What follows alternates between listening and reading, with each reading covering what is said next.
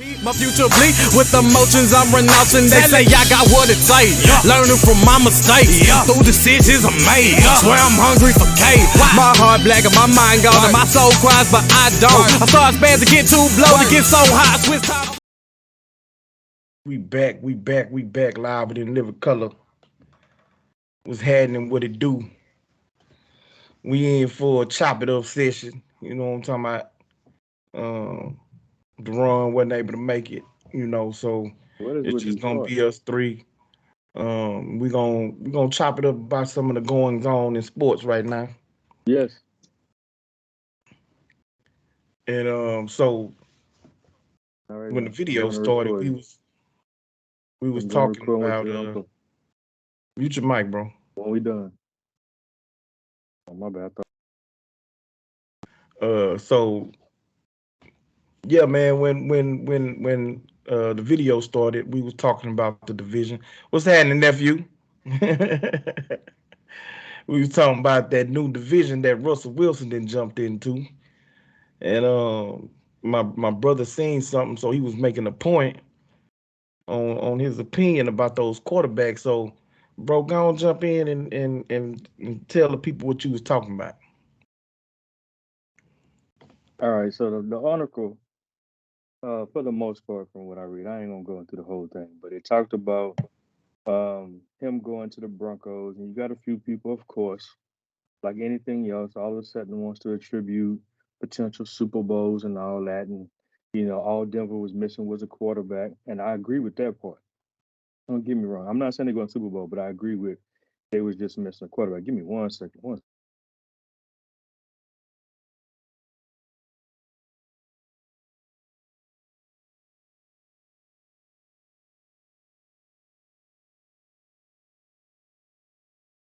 All right, my bad, people. My bad. I'm gonna say y'all know I normally do this outside. You know what I'm saying? But I ain't feel like bundling up to jump on this to be sitting outside. So I'm at my office in the house, but the kids in the back with all the noise. Just wanted to mute a little bit. Anyway, back to what I was saying. So they talking about basically that he was going to have to climb the ranks of worrying about Patrick Mahomes, Justin Herbert, and Derek Carr in order to get to the top of the AFC in that division. And I can't believe they even put Derek Carr in there, somebody he has to even worry about. That's just not it's not a debate. I have nothing against Derek Carr. I think he's a decent to good quarterback. Maybe needs some different coaching or whatever to help him along the way. But he is not on the level of Russell Wilson, in my opinion.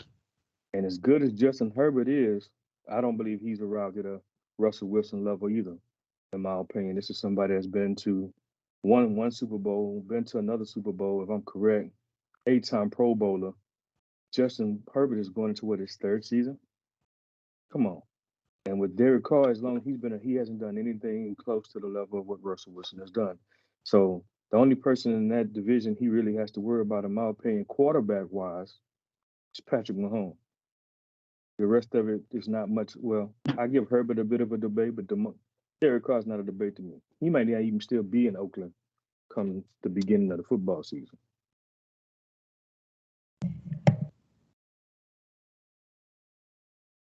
You still on mute, bro. Can't hear you. Oh, can you hear me now?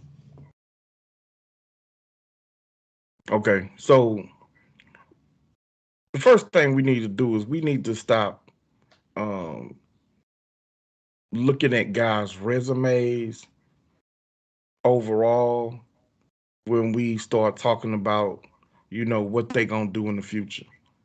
Um, NFL is what have you done for me lately? And last I checked, Russell Wilson team didn't make the playoffs. Russell Wilson didn't outduel Jimmy Garoppolo and Kyler Murray in the NFC West. So the Raiders made the playoffs and very well could have and should have beat Cincinnati, who got all the way to the Super Bowl. I mean, I'm just sorry. Derek Carr is not a trash quarterback. He is a really good quarterback, young quarterback.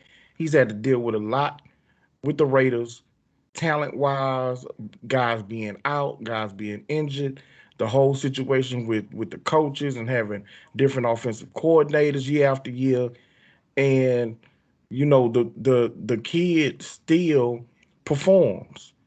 So it's no way, in my opinion, gonna be a cakewalk for Russell Wilson to step into the AFC West. That just added Khalil Mack to the Chargers, opposite of Joey Bosa. They got a strong defense. They got weapons on offense. They kept that offense intact. They didn't lose their receiver who was gonna hit free agency. Um, the Raiders got pieces, tight end, great running back.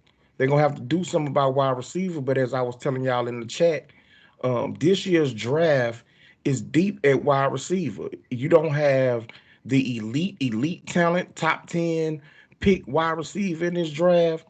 But man, it's a lot of variety in this draft at wide receiver. Big guys with speed, small guys with speed, great route runners. So they'll be able to get somebody in the place of Ruggs, who they ended up losing due to his tragedy last season. But yes, Russell Wilson is going to have his work cut out for him going into that division. And it's not just Patrick Mahomes he's going to have to worry about. He's going to have to worry about those other teams, and those other quarterbacks in that division is good enough to beat Denver. Denver got a good defense, but those quarterbacks aren't slouches, and they are good enough to beat them. So, yes, he's going to have to worry about Carr, and he's going to have to worry about Herbert. I mean, that's just the way I see it. I understand his resume and what he did with Legion of Boom, but we also can't mistake that since Legion of Boom, he hasn't been able to win a single playoff game. Hey, he can win regular season games and get his team to the playoffs, but once he gets to the postseason, he ain't been able to win, and he's shown a track record of falling apart in the second half of seasons. He come out, guns are blazing, you know what I'm saying, putting up great numbers. People calling him early season MVP candidate, and then after week 8, week 9, his numbers fall off a cliff. So I'm just saying, it's no way I don't think, that he gonna just walk in, you know, and dog walk the other teams in that division. Like I just don't see that happening. Um, I don't see it going down that way. And I think that you may be underrating Derek Carr just a little bit. Okay. So not once did I say it was a cakewalk. Didn't say it was going to be a cakewalk at all. My point is trying to say that they didn't say about the Broncos beating the other teams. They put it as the quarterback. The one thing that you mentioned that I guess you didn't realize you said, and the difference is how he did with the Legion of Boom. Okay. He ain't done nothing since, right? He's had a trash defense since, right? Denver's a whole lot better than Seattle. Yeah, he's pretty much had a trash defense these last couple of years. When they need to, they can't stop nobody. Russell Wilson run up the score for him, get him ahead. Defense allowing teams to come back in some cases, and he's running for his life. Offensive line, they just start trying to rebuild that dude. He's running for his life doing it every play. He's had more sacks uh, over there than the quarterbacks in Denver had, if I'm correct. So you got a better line. He don't really have much of a running game in Seattle, in my opinion. You got a little bit better of a running game. Denver's good for getting running backs. So even though it's a running back by committee, you got a little bit better running game than you have in Seattle. Now, the receivers, no, I'm not about to say that any of their receivers match up to a Metcalf or a Lockett, but let's not forget who helped them be what they are right now because of his deep ball that he's able to throw. Okay. You bring that to Sutton and Jerry Judy and a couple of other receivers that they just recently got, where they finally have a quarterback. They ain't had no quarterback. The whole time they've been in the league, they haven't had a quarterback nowhere close to Russell Wilson's status, in my opinion. So you bring that to that team, that makes them a whole lot better. In the chat, like I said, getting Russell Wilson compared to the quarterbacks they had, in my opinion, especially once Teddy Bridgewater went out, they got 3 more games easy. They ended up with a 7-9 record with no real quarterback talent. I'm not knocking Teddy Bridgewater. He was serviceable. He ain't nobody you afraid of. He's not lighting it up. Okay, so between him and Locke and whoever the other dude was that they had, you went 7-9. You got Russell Wilson. That should give you 2, 3 more games. Period. That puts you at 10 wins. You get 3 more games. The fact that this defense, this offensive line, these running backs, these wide receivers realize they got an 8-time Pro Bowl, 2-time Super Bowl uh, recipient, not recipient. I mean, but he's been to 2 of them. Okay. So you got a Super Bowl caliber quarterback. That changes the morale in your locker room. That gets you another win or two just from the change of morale, just from fighting even harder than you would or you did last year with the quarterbacks you had because you had no faith in them. Defense was a pretty good defense. To me, you may disagree, it was better than what Russell had in Seattle last year.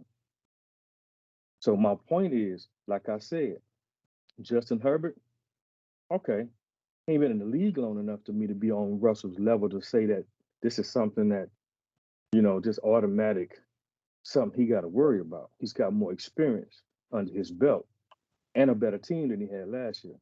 Derek Carr, yeah, they eked their way up into there, had some things go their way towards the end. Somebody lost that helped them get in. It ain't like they just outright made it to the playoffs. You know, he's been talked about being shipped out of Oakland, 2, 3 years in a row now. Didn't say he was a trash quarterback. Said he was a decent to good quarterback. Maybe it's a coaching issue. But to say that Russell Wilson has to get past him to climb the ladder in the AFC, not a debate to me. But it should be the other way around. You should be worried now that you hit Denver as a real contender, in my opinion, in that division. I'm not saying they're contender for no Super Bowl, but it just made that division a whole lot harder to win in now that you have a quarterback on a really good team. That, in my opinion, that's really all they was missing. That's the missing piece for Denver is a quarterback. Now you have you have an 8-time Pro Bowler, been to the Super Bowl veteran with probably the prettiest deep ball in the league. That's what I'm saying.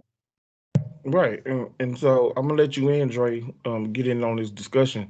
But I'm not fronting on Denver. I'm not fronting on Russell Wilson. He does improve that team. He does make them better, and he's gonna make them a problem. My contention was that Derek Carr isn't gonna present a problem for him. That he don't have to be able to lead Denver past a Derek Carr led Las Vegas Raiders team, and I believe that I believe that he is. I believe Derek Carr is good enough. Um, his defenses in Seattle have been the opposite of the offenses in Seattle, whereas they start slow and they look bad at the beginning of seasons, but in the second half, that defense turns it around. They are a strong defense. They are a difficult defense to deal with, and the offense slows down and they're not as good. They struggle offensively down the stretch, whereas the defense turns it up, and keeps them in games and keeps uh the game in position for Russ to win it late. You know what I'm saying? So I don't think that his defenses have just been trash. They have moments where they've looked really, really bad, but they also have had their moments where, you know, they look really, really good. On any given game in the second half of the seasons, they've been as good, if not better, in some games as the 49ers defense has been. So Pete Carroll risks his hat on.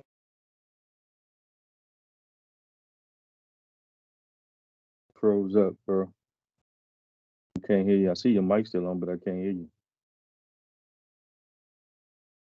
Your mic on, but I don't hear you. Tommy, can you see my face? Yeah. When you come a little closer, yeah. I see you driving. Okay, because now I got the same issue y'all had. I can't see. I can't see myself. Yeah, we can see you though. All right. We see you driving. My brother and his mic is acting up, man. So if you want to go and chime in right quick while he work on that. Yeah, I heard Bert, bits and pieces of it, but I kind of agree with you. I don't think Derek Carr and the Raiders is somebody that should concern Denver and Russell in that division.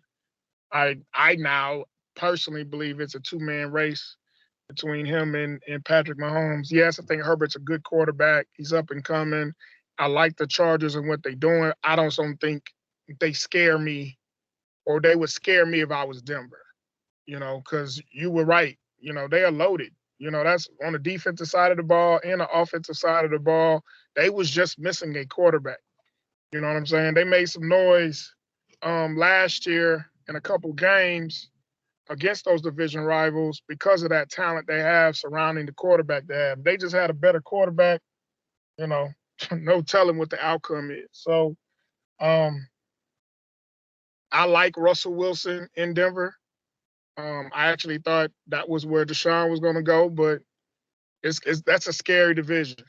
Scary division. I honestly believe the Raiders, the clock is ticking for them. I think they got to make a move. I think Derek Carr got to go.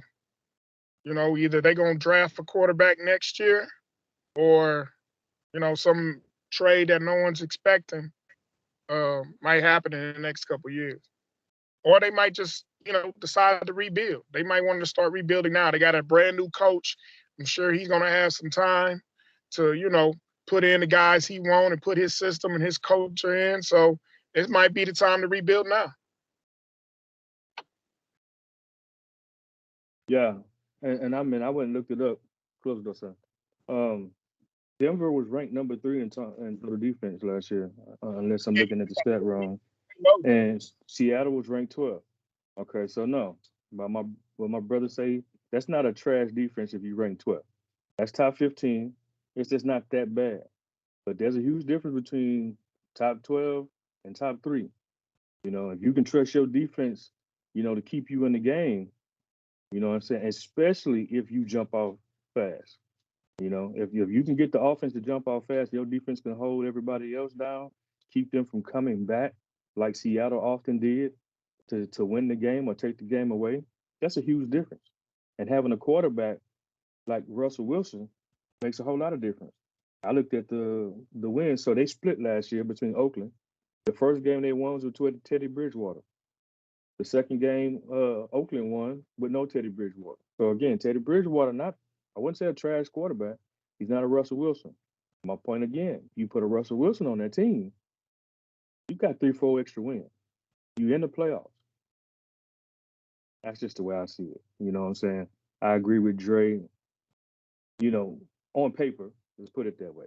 On paper, him going, to me, elevates Denver to one of the top 2 teams in that division. It's a 2-man race between Russell and Mahomes, Chiefs and Broncos. Justin Herbert, though, now that he's getting a key player in Mac on defense, that gets better. That makes a big difference for him as well. They need to show up that offensive line a little bit more because he ran for his life a little bit. He got a lot of pressure coming up the middle on him. So, I'm not that worried about Carr at this moment unless they're going to get some key pieces to help him out. But right now, it's like the 3rd year in a row, trade talk, letting him go. So why would I worry about somebody that they constantly talking about letting go? I mean, that's just me. Y'all can hear me? Yeah, we hear you now. Yeah. So again, I think we're mostly in agreement.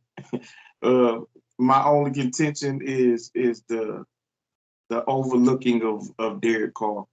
I think a lot of the talk about releasing him or replacing him was with John Gruden, and people naturally assumed that John Gruden was going to look for his first out with Derek Carr, you know, the first couple of years when they couldn't make the playoffs. But Derek Carr showed last year after he left Gruden, I'm talking about, that he could lead that team to wins. And ultimately, he did get his team into the playoffs with a chance for them to advance. So All right, thank you. that's what it boils down to me. I think that Russell Wilson is going to improve Denver. If that team can stay healthy, that they are going to be a problem in the AFC. It's just I'm not, you know, going to pencil them in at this moment to pass the other teams within that division just because they got Russell Wilson. So what's the thoughts of now, Dre, I know that you had reminded me that me and you did discuss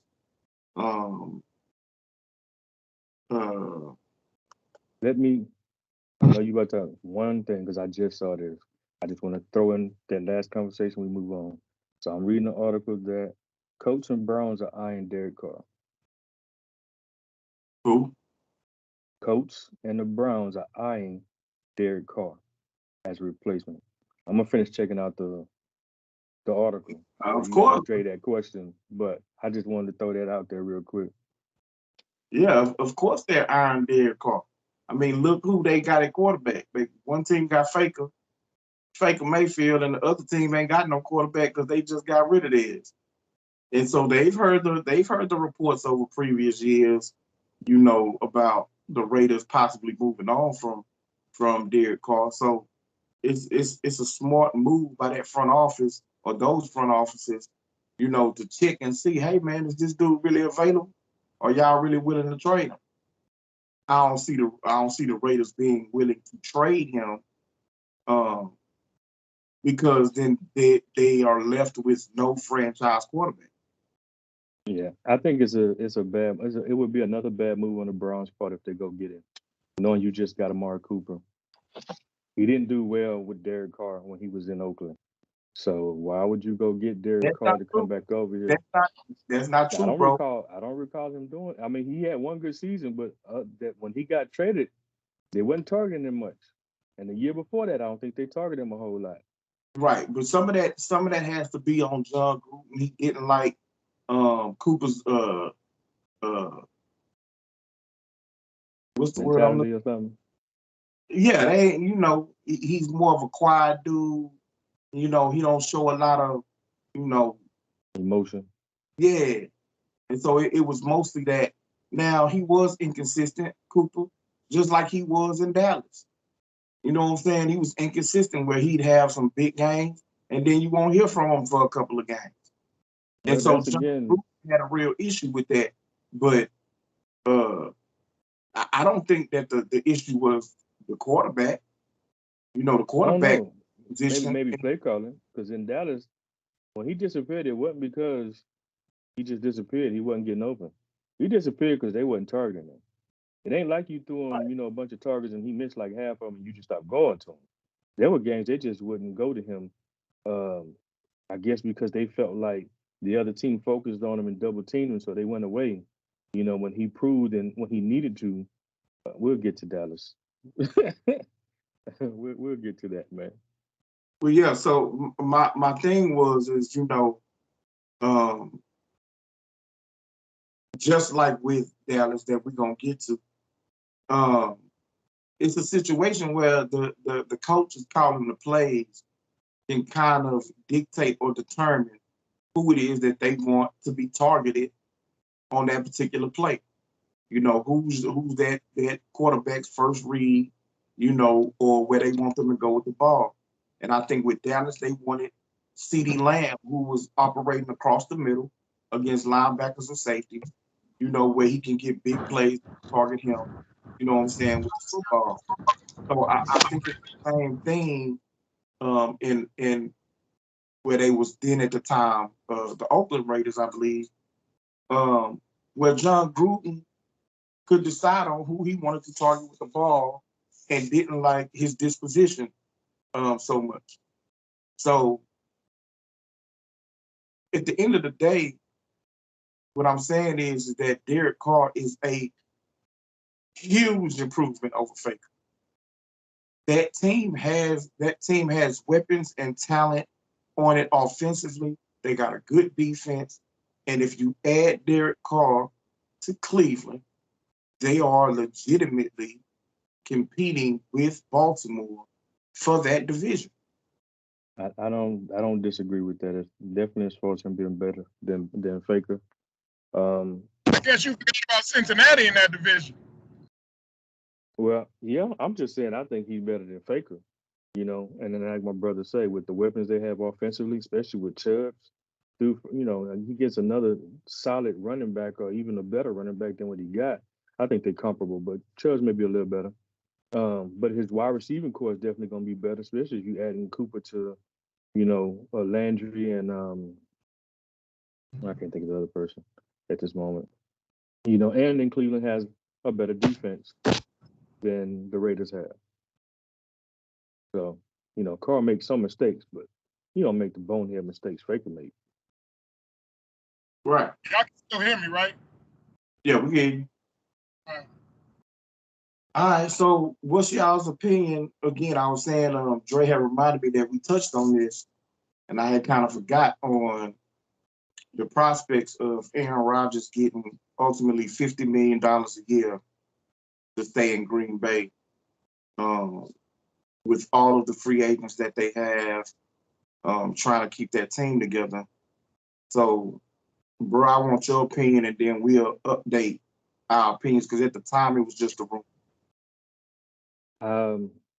All I really got to say is I think it was a mistake to pay that man $50 million a year for the next 4 years for a couple of reasons. One, you drafted his replacement in the first round, with the Love kid. Okay, play that out, see what that is. Save yourself some money. Build up the rest of your team for the future. I get y'all trying to do right now, but come on, maybe he does well enough first year, second year to do what a Joe Burrow did. You're not already set him for what, 2 years now? I think it is 3 years now. So he's not already set behind Aaron Rodgers for a few years. Maybe he come out like Patrick Mahomes did when Andy Reid went on him, gave him his chance after sitting a year or so. With all the turmoil and the bad pressure I've had with him, the fact that this dude has not gotten y'all back to the Super Bowl, if I'm correct, since what it was, 2010 when they won it in Cowboy Stadium. So you ain't gotten back there with him since. He's a little inconsistent. Yeah, he do some stuff to get MVP. Okay, but is that $200 million worth? Does his MVP, attribute a $200 million price? I don't think so. I don't feel like my brother that he's the most underrated, but I think he's overrated. I'm sorry, most overrated, but I don't feel he's worthy of that contract from that franchise. Y'all should have went with the first round pick y'all got and all the weapons you have. Even if Adams wanted to leave, get somebody else, draft somebody top. I don't think I'd have paid him. Let somebody else pay him. He ain't done nothing for you to warrant $200 million. At least Mahomes, have been to 2 Super Bowls in a row at that time. Aaron Rodgers ain't done that. Dre? You already know how I felt. I'm an Aaron Rodgers fan. His talent, I don't agree with y'all for his reasons why, they ain't in the Super Bowl, because I know it's a team sport. And I look at their roster and what he did with that roster, to get him to even an NFC Championship, I got to salute him for that. Okay. Every game that he lost, he lost in the playoffs, he didn't just play terrible. There's coaching involved, coaching adjustments, defense is in play, and outside of Adams, what other weapons, that he got to worry about? Hello? Yeah, I hear you. But while you're talking, let me ask you this question. It's amazing that when it's people you like, it's a team sport. Come on, man. I just said before we got on here, you probably watch more sports than all of us. So you know, quarterback gets the praise and the blame for everything. So you can't sit here. Let's Tom Brady has had less talent than him and won Super Bowls. He's got 7 of them. You have said that about Tom Brady. He's had less talent. You know, I, yeah. Some people want to attribute that to Belichick. I'm not saying Belichick Yeah, there don't you play a go. part, but wait, That's the hold on, part hold you on, forgot hold on, right there. hold on. No. Because Belichick don't get on the field and throw the ball. Belichick don't get on the field and read defenses. So Belichick, yes, he got a good scheme. He's a good coach, but he's not playing. And so for people like Tom Brady to take lesser talent than Aaron Rodgers has had and still be able to win, you can't sit up here and not blame Aaron Rodgers for some of that. Yes, no, it is a team sport. He shouldn't get all the blame. There's other pieces made playing that. But bro, you ain't done nothing with your so-called that's a bad man. So be a bad man and get past the championship and get to a Super Bowl and bring home the hardware. If I'm gonna pay you $200 million when I got a first round draft pick sitting on my bench for the last 2 3 years. I just don't think, again, I'm not saying he's not a good quarterback. I'm not saying he's not a elite quarterback. I believe he's elite. I don't think he's overrated like my brother do. I don't think if I'm Green Bay with everything that's happened the last 2 years, I'm paying you $200 million. Um, my point of it is, I don't believe in the Um, 50. I told Antoine that they shouldn't have paid him 50. But if you look at the top paid quarterbacks in the NFL, all of them, I guess you can say, kind of deserve it. It's that time. They got their first big contracts. But only Patrick Mahomes is more successful. You know what I'm saying? Dak, Deshaun Watson, what's the name in Buffalo, and Well, Patrick Mahomes. the guy in Buffalo done been to back-to-back AFC Championship games, so I don't know how you can say he's more Whoa, successful. whoa, whoa! He ain't won no. He didn't win no Super Bowl. He didn't win a Super Bowl. And Aaron Rodgers been to NFC Championship games and won MVPs. So Yeah, no, he's lost in he those don't deserve. championship games. oh, let's He one at a still time. went. He still went. And what's the name in Buffalo? Lost him too. He ain't been to a Super Bowl. But Aaron Rodgers, do he deserve 50? No. And to me, he don't deserve 50 because of his age. You know what I'm saying? And yes, he doesn't deserve more than Patrick Mahomes. Now, I agree. If you want to play them 40, 42, 43, I wouldn't have no argument. But 50, that was crazy. I know every owner or GM in the NFL was probably cussing at the Packers for raising the price on a quarterback by $5 or $6 million. You know what I'm saying? For a 36, 37-year-old quarterback. I know they hot because I know in a couple years Patrick Mahomes finna ask for a raise. And it's not, or even these next contracts for the guys that are, what's the name in Buffalo? Deshaun's next Josh Allen, contract. Josh Josh Allen, there Allen. I you go. mean, Josh Allen, Dak, all these quarterbacks, even up and coming. Burrow finna get 52, 53 mil now yeah, he when his does have a contract Super comes. Bowl win. Yeah, so I know the GMs are going to be hot about the Packers doing it. I agree with going all out to try to re-sign him, but not for 50 mil. I think you could have got him for 43 and he'd have been happy. He Mm, And another point is all the drama and all that he stirred up. It panned out to be it panned out to work. I can't even knock him no more. They went to the NFC Championship game and he got 50 mil. It worked. it's not about, to me, it's not about the money. I don't think the Packers should have paid him. I think they should have let him walk, went with your rookie. I mean, your first round pick, because he's not a rookie no more with all that went on. I already said, let somebody else pay him. Somebody else would have happily paid him the 50 mil. Given what everybody getting, Dak getting at 40. Like you said, the next Mahomes got what, 45 a year, even though it's over 10 years. I'm not that mad at him because it's the market. That's what the market said for. Not that mad at him for getting that. I just don't think the Packers should have gave it to him.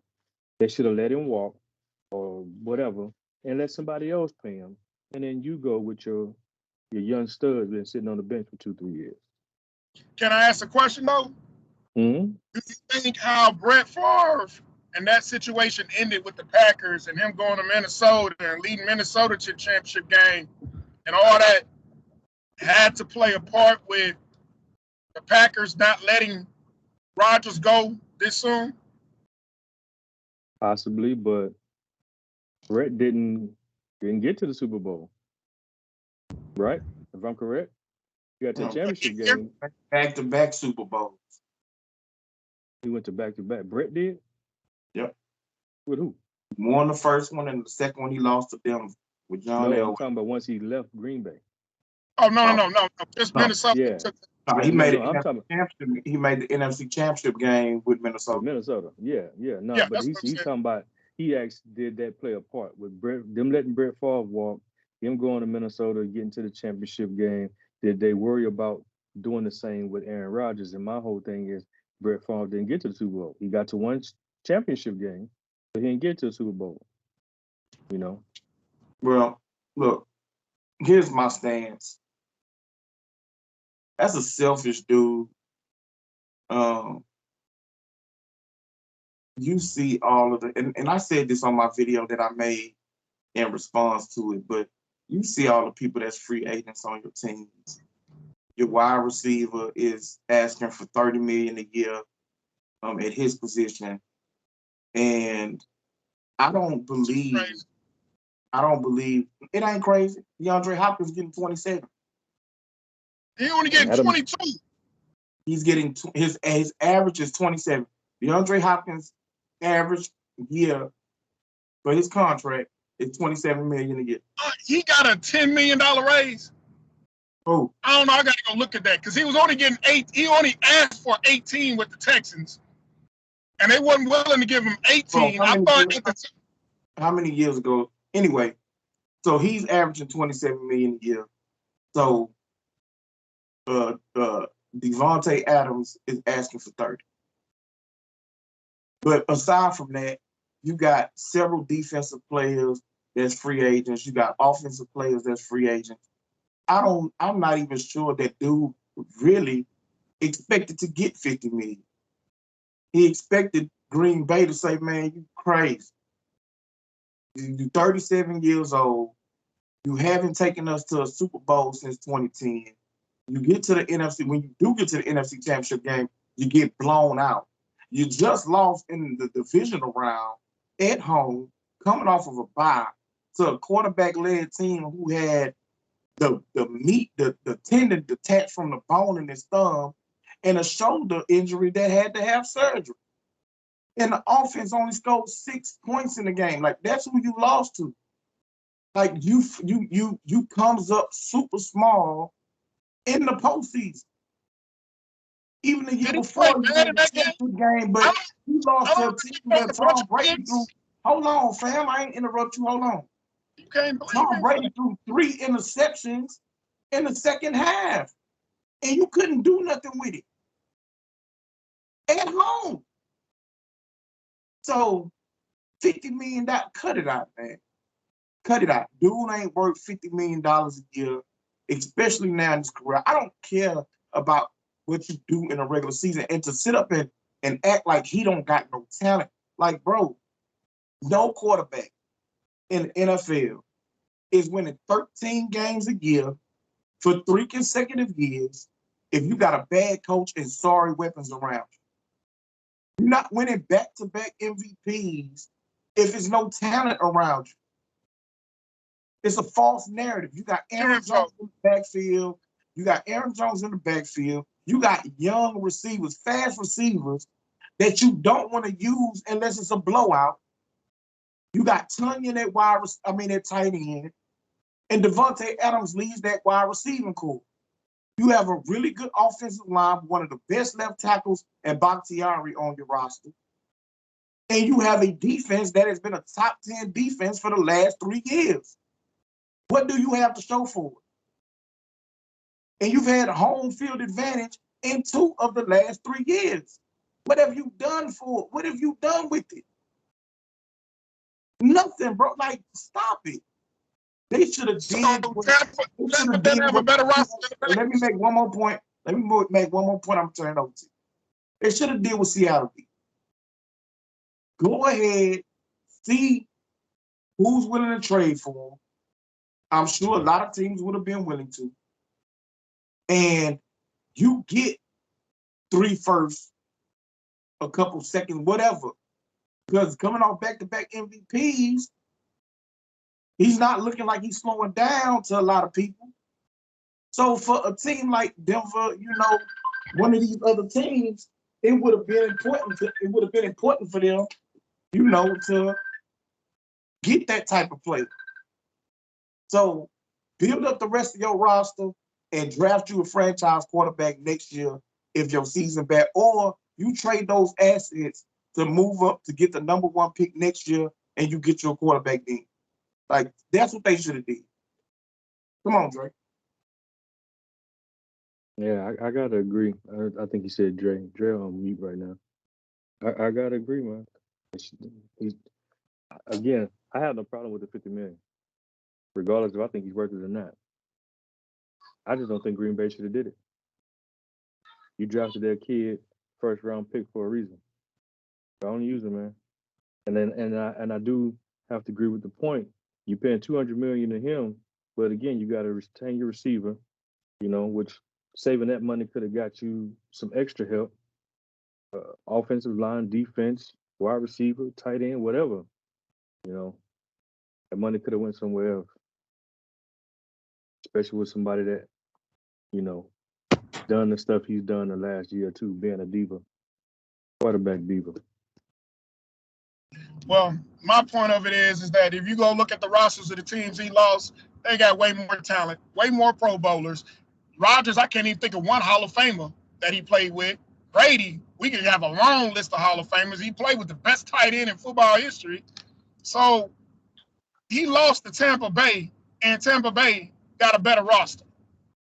Mike Evans and Godwin and Gronk, and come on. Somebody when he was with the Patriots, bro. Yeah, tell me, name me the Hall of Famers on the Patriots besides probably Gronk and Moss who he had for a little bit. Brown Those 2 who he had for a linebackers little that's bit. on ESPN every weekend. I'm talking about his offense that he played with offensively. You said team. Rodgers ain't got none.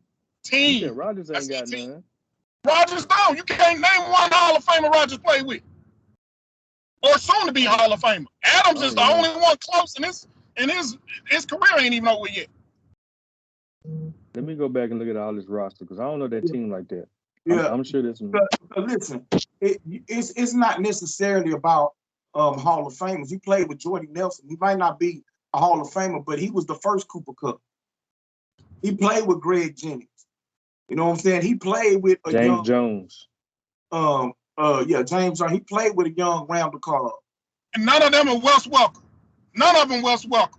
They don't have to be Wes Welker ain't a Hall of Famer. Soon to be Hall of Famer. Soon to be Hall of Famer. The best receiver to play the game.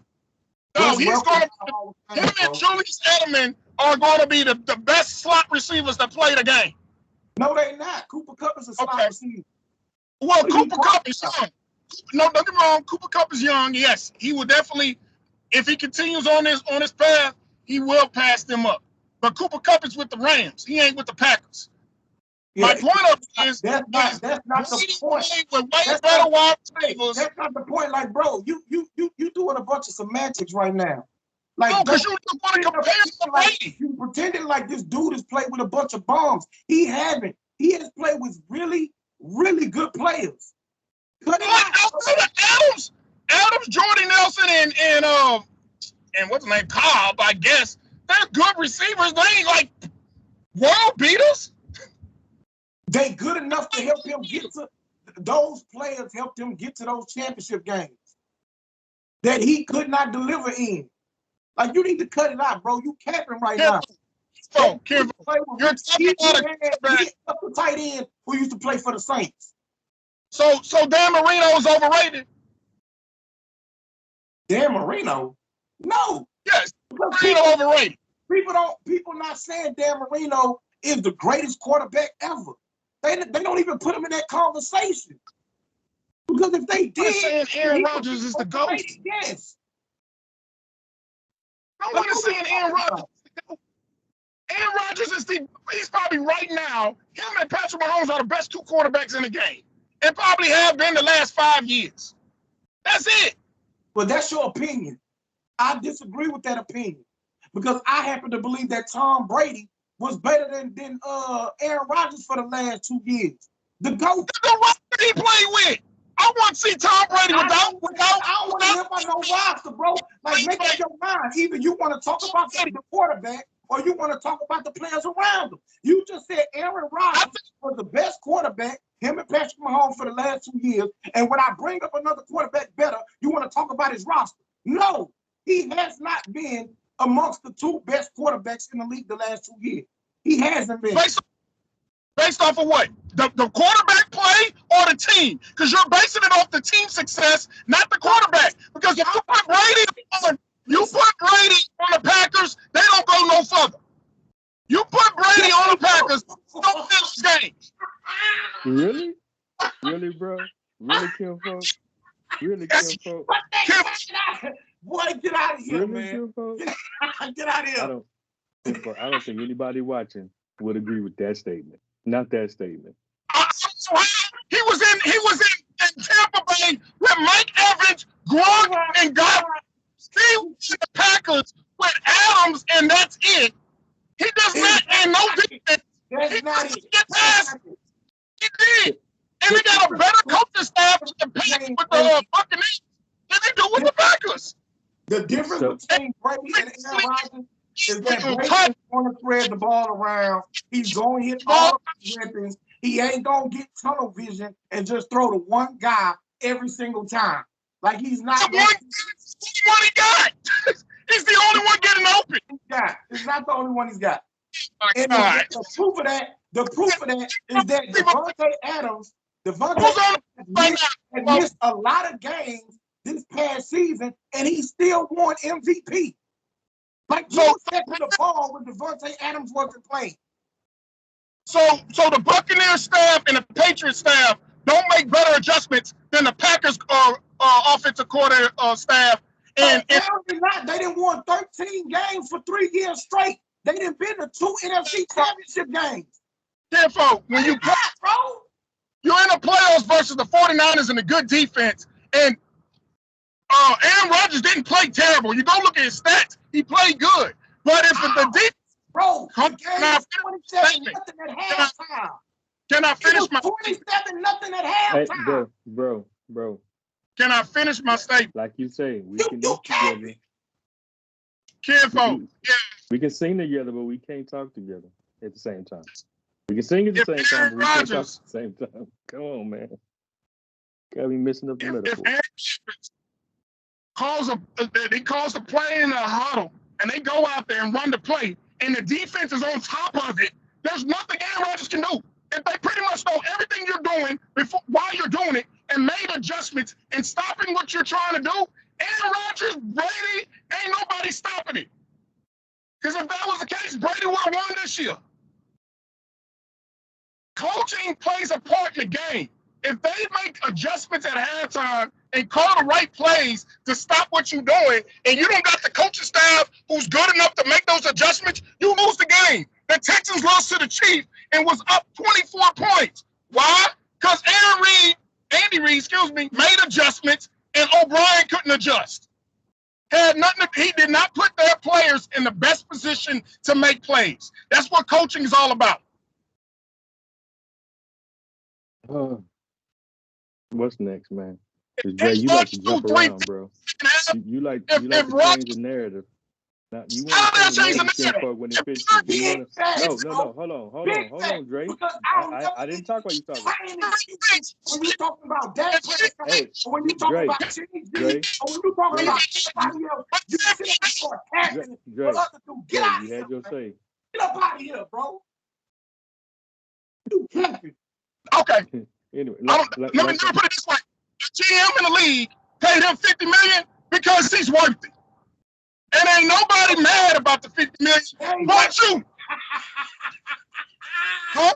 They just heard you 10 minutes earlier say you wouldn't have paid him. Now he working. Kimbo, I would have still paid him in the 40s. That means, Oh man. prime example. If it's $40 million, that means he's still one of the top quarterbacks in the league. Point blank. Cowboys. What we got, bro? Dallas Cowboys. Y'all was chopping it up about the Cowboys earlier. Don't let us know. Man, look. I'm not one of them fans that's naive and want to say we're going to the Super Bowl every year. And, you know, I tend to be a little more pessimistic about my team from consistent failure, you know, each year, which I attribute mostly to, you know, a little coaching, a little bit of players not doing what they should, and GM, general manager issues. Man, after this trading Amari Cooper to the Browns for a 5th round pick, Jerry Jones, I'm not sure I'm gonna be the same Cowboy fan I've been all these other years, man. Cause hey, it's a business. I get trading him to get some cap relief. Not sure why we couldn't just restructure his contract like you did with Dak and Zach Martin. You did with Zeke last year, who, in my opinion, Amari Cooper has been way more productive than Zeke.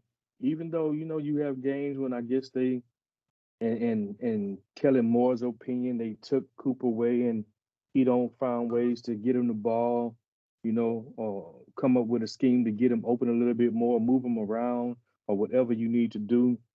You know, many people say that, you know, the offense is, what's the word you use, Dre? Predictable, you know. Something else everybody called it outside of predictable. But anyway, it's not very creative, is what I've heard my kinfolk Dre say. You know, but to trade away this man that you gave away a 1st round pick for about 3 years ago for a 5th round pick to the Browns is ridiculous to me. It's ridiculous to me. I'm not saying you're gonna get a first back. He ain't put up them kind of numbers. I like Coop. Would love for him to stay. He ain't put up numbers for a 1st round pick. I can't say he really, you know, should have gotten a 2nd round, but at least a 3rd. Heck, even a 4th would have been better than a 5th round pick for this dude. You know, that's a lot of production. You know, his first year, he came in mid-year, automatically lit a spark. We started winning some games, still ended up 6-10, I think it was. But, you know, we looked a little better. Dak had a safety net. His next 2 years, he put up over 1,100 yards. And then last year, he was hurt a game and a half, but you targeted him less. So he ended up with just under 900 yards. You know, had he had the same amount of targets he had the 2 previous years, he'd have hit that 1,100 again, I believe. You know, that's why the man spoke up about he felt like he could help the team more because he wasn't getting the targets he had been getting the 2 years previous, for whatever the reason may be. Jerry Jones has a habit. You can almost always tell when he's about to get rid of a top player because their production dips. And it's not because they're hurt. It's not because they're injured. It's not because they lost a step or they're not productive no more. It's because you stopped giving them touches or targets. I've seen it happen way too many times. So I wasn't surprised that Amari Cooper was on the trading block. I wasn't surprised by it, but I thought we would have got a little bit more for him. So, you know, people talk about the Cowboys not being consistent, which they're not. Dak not being consistent. He has those moments. But Jerry Jones, the GM, is probably the most inconsistent person in that whole organization. Because you go out there and do good things to get your team where they need to be, and then you make bonehead decisions like going to give up a first for the dude Williams from the Detroit Lions several years ago, you know, giving up players for less than what you should be trying to get for them, paying players after 1 year big money, you know. It's just a lot of bonehead decisions, man, he's made, wasting good talents. You wasted Romo's years, you wasted Jason Witten years, you wasted Dez Bryant years, you wasting Dak years. Oh, come on, man. We need some consistency at the GM position. So you really need to give it up. You're not sure you're not gonna even hear about this podcast. But as a fan, bro, I'm tired. Tired, bro. I'm tired. I'm tired. I don't. I'm just, I'm gonna watch them, but I ain't got nothing really to say. I'm not. I have no real expectations or even much hope that my boys is gonna ever make it back to what they call the promised land until Jerry Jones, from one way or another, is no longer the GM of the Dallas Cowboys. You didn't want to say it.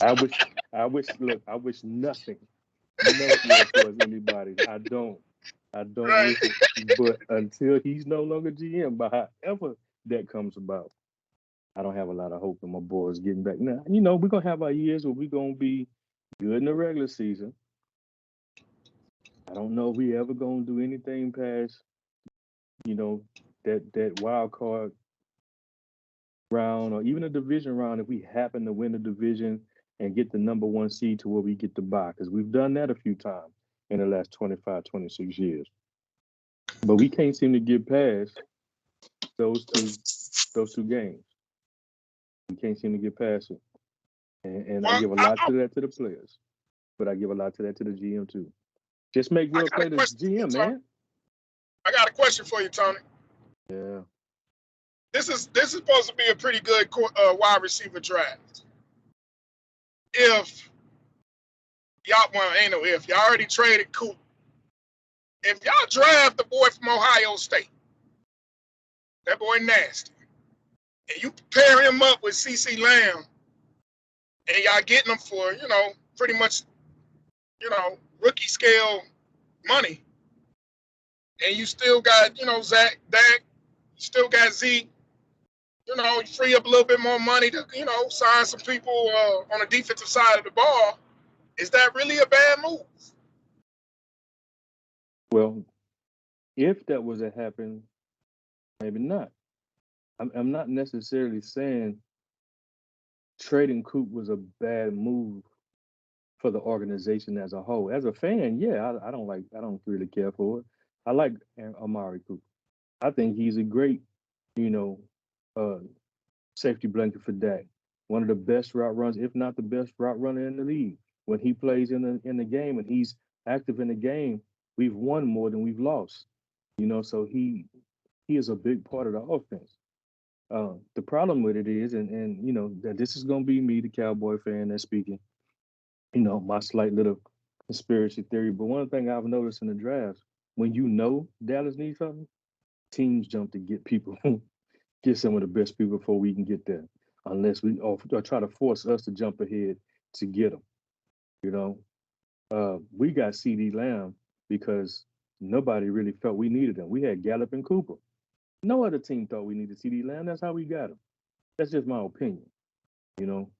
But now that they know we didn't let Cooper go and we need somebody, man, that kid you talking about, if he is nasty as you say, because I ain't gonna lie and say I'll watch him, he ain't gonna be there by the time we get to 24th, I think it is our draft place.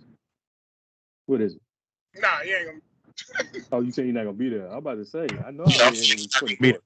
Yeah, he's not gonna be there. Well, you still got the wide receiver from Alabama. It's a deep draft. So ain't none of that's them the reason gonna why be I there, was fam. I don't believe hey, none of the people we want. You know how Jerry do? Jerry might get aggressive. But my point of it was, what is he if gonna he give got a up? plan B, huh? What is he gonna give up to move up? Is he gonna I give up don't the know. first? Like I said, Yeah, I don't know. my brother say this ain't no top 10 talent wide receiver wise, so you'd be dumb to give up first round pick to move up to get somebody that ain't considered top 10 talent. But I mean, if we can get to see right now, and the other thing I'm mad about, in a way, I'm kind of glad we keeping Gallup because he's a big playmaker, in my opinion. I don't think he's a true number one, but not having to be number one allows him to make some really big plays. And he made a really big play when he tore his ACL. But we're working out a deal with him, but ain't no guarantee he gonna come back ready to play beginning of the season, and we don't even know how many games he gonna actually be able to play because he had just come back. What was that? The last game of the season. So I don't know how long, depending on his rehab, how long you may miss. So now all we got is CD Lamb as a true number one. You shut him down, what we got now? You get what I'm saying? Cedric Wilson. Cedric Wilson shows to only be good when he has the other ones with him. When he got Cooper in the game, he's got CD Lamb in the game, and he filled in for Gallup. That's when Cedric Wilson showed to be good. Can you be good without Amari Cooper or Michael Gallup? You ain't proved that yet. You proved to be good when you had others around you that people could focus on. So what else we got? See what I'm saying? Yeah, I feel you. So I got a question, Antoine, real quick, Antoine. It's going back to what the previous conversation about Derek Carr. Because I did hear something about this, and I wanted your take. If the Raiders do trade Carr to the Colts, and the Raiders call the 49ers for Jimmy G because Jimmy G will unite with McDaniel and throw a third-round pick or something for Jimmy, you'd be happy with that? yeah.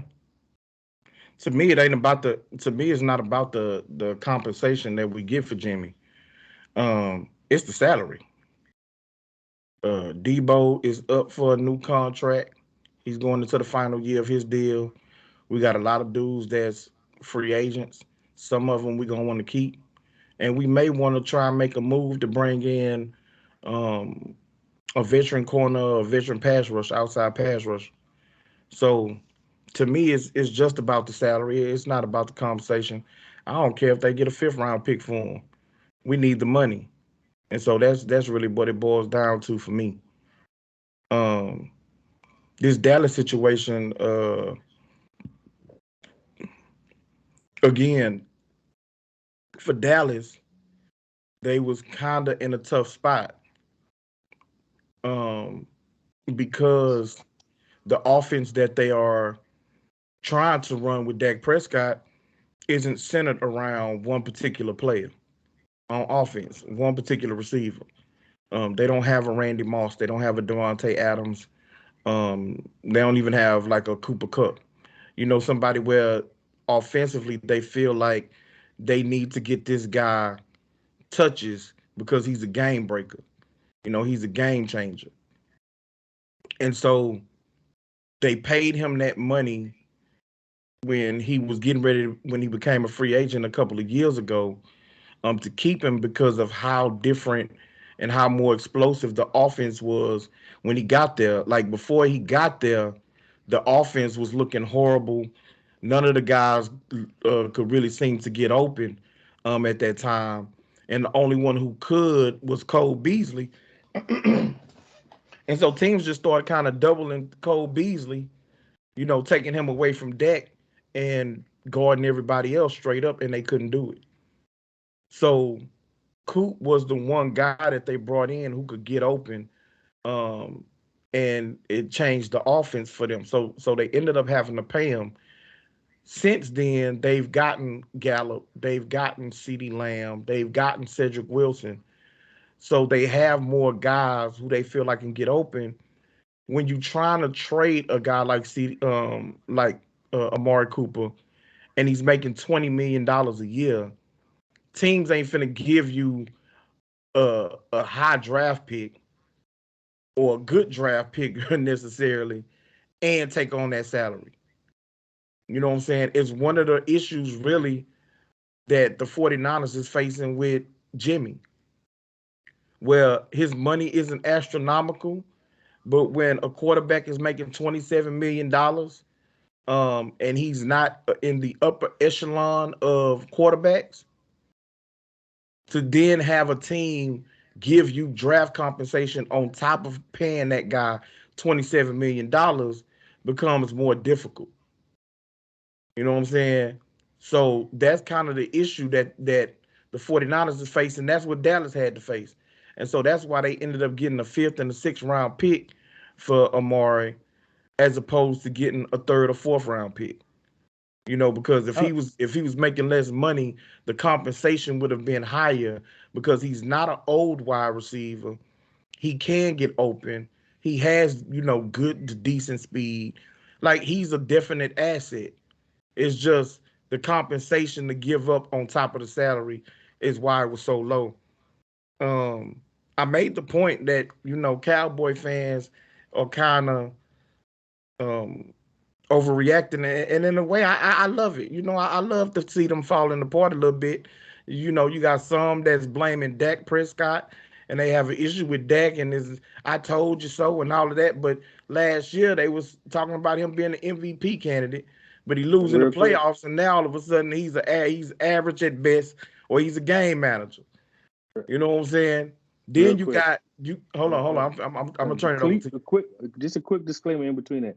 Hey, people, he's not talking about his brother, because I'm not one of them Cowboy fans. Okay, go ahead.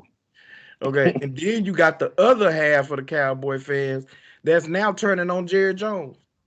You know They do who that did every year. Come on who now. did not They do that who every did year. not have a problem when he drafted CeeDee Lamb in the first round instead of going defense. When he drafted the linebacker who had that horrible injury to his knee and came back, and it was flaws with the guy, but he did come back. He was able to hit the field. Jerry paid him all that money, and people was applauding Jerry paying him that money when Jerry was really trying to be funny with Dak Prescott, saying, "Oh, you don't want to take this cheap contract that we No, offer that to was you, Zeke. but then That was I give Zeke. money to somebody else." He's been funny with Zeke.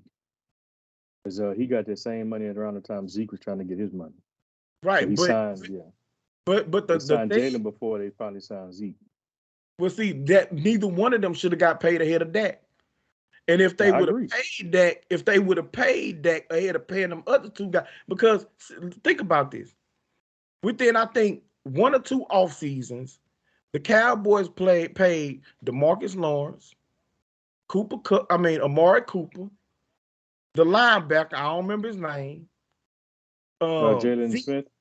Jalen Smith, Zeke, and then last year they paid Dak. 3 out of the 5 dudes is either gone or on their way out the door. You know what I'm saying? So and they paid pretty much all of them guys aside from Amari Cooper and Dak Prescott. They paid all them guys early. They paid Zeke 2 years before he was supposed to get paid. You know what I'm saying?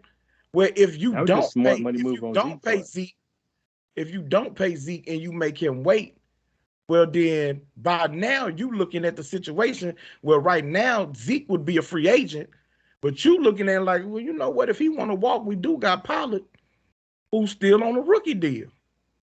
We can give Pollard $8 million for the next 4-5 years, draft us a running back. We can go and let Zeke walk. And you got cap space. You're not having to get rid of Amari Cooper, those guys. Jalen Smith, if you wait another year, you realize he can't cover. His play recognition is a little slow on the NFL level.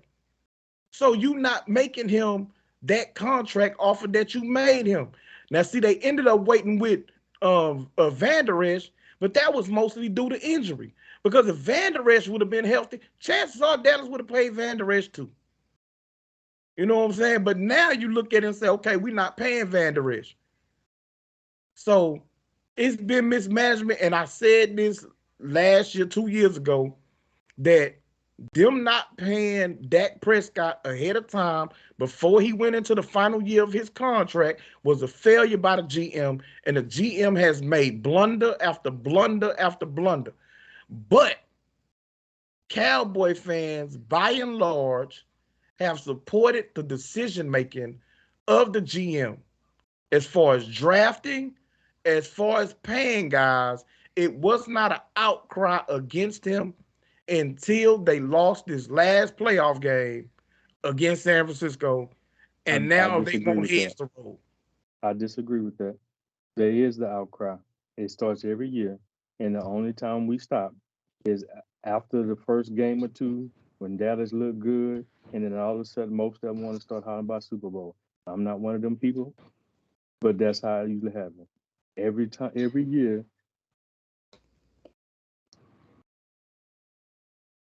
I'm sorry, After y'all. the after the stock start dropping,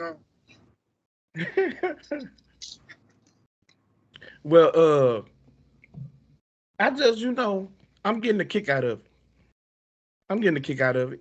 I kind of like how, um, 49er fans are going at each other and, they going at ownership. I mean, you'll hear them, complaining about Jerry Jones, every once in a while, him keeping around coaches for too long and that type of stuff. But Okay. by and large, they've supported the tomfoolery that the Joneses have been doing. No, can't folk put that we jacket we on, we can't folk go you outside. you you have right. You have some that do, a lot that really don't. We just so in the season, before the draft, after the draft, oh well, up until the draft, we want them gone, right? We want them gone, and a lot of them do flip flop.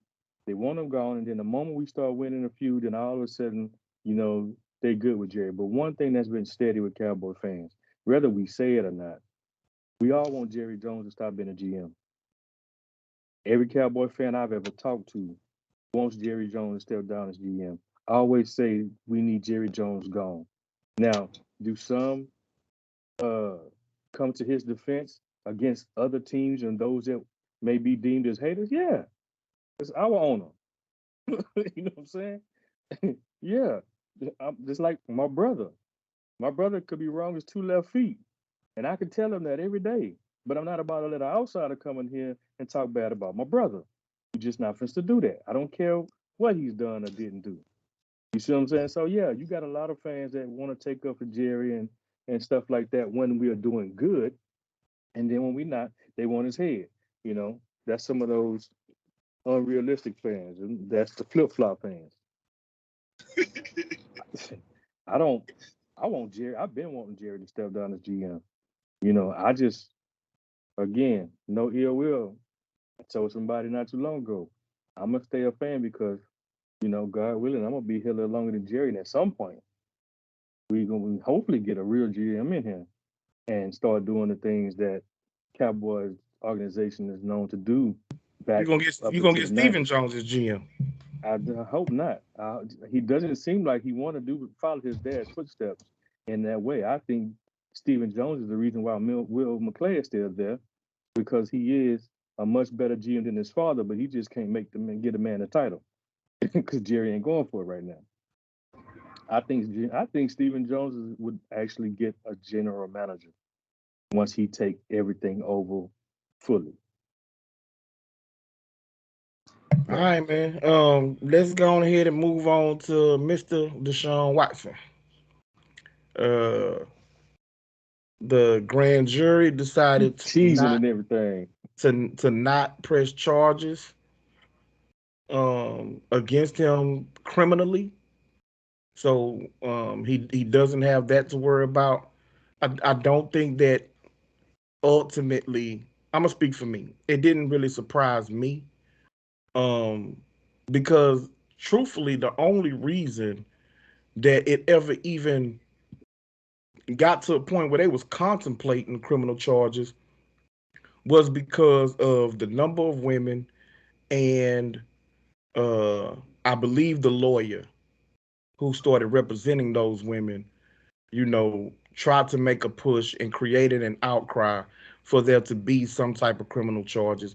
Otherwise, it would have been criminal charges with the first woman, the second woman, because if any woman goes to the police to say that she was sexually assaulted by a man, there are immediate charges.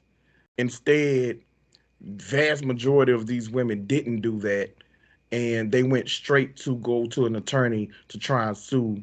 Um, no, actually, the first woman tried to blackmail him for money, and when he didn't fold to the blackmail, then she got a lawyer and tried to sue him. And so a bunch of women then turned around and jumped on the lawsuit with her. So I wasn't surprised about the criminal charges. So now there are reported to be anywhere from 6 to 8 teams um, in the mix who's called to inquire with the Texans about, what they're asking for as far as compensation for Deshaun Watson. And so I think pretty soon we're gonna find out what he does have a no trade clause. So some of these teams ain't gonna really have a legitimate shot, I don't believe. I don't think Deshaun Watson is gonna open himself up to just go to any team. He will have the ability to say no to certain teams. And as that becomes clear on which teams that he want to go to, I believe we'll figure out or we'll find out what's what, where he's going to end up going. It's going to end up being narrowed down to 2 or 3 teams. And those teams will really truly determine what the compensation is. So, Dre, this is your subject matter. So, go on and tell us what you think and where you think he's going. I'm torn. I actually think Tampa Bay because it fits everything, all the criteria that he wants, and the only one that gives that destination, tropical, fun, nightlife, that he truly desires. Um, but if Pittsburgh is bluffing and really in the mix behind closed doors, or if Seattle jumps in, which I already heard Seattle's in the mix, but if Seattle is serious about it, those 2 teams, I definitely can see him exploring, even though they're not better, I guess, young nightlife entertainment destinations than Houston. But, they do give a winning culture, give him, I think, everything that he's looking for as a team is concerned. So you'll find out if he is winning is more important than is newlywed and finding the perfect destination to have a family and friends and fun and things of that nature. But I'm excited. I'm happy for him. I'm glad he's clearing his name. I expect them to if I'm them and I'm going to court in every single one of those civil trials, I'll let them drop it like flies. I'm not settling. If I do, it'll be for Trump change.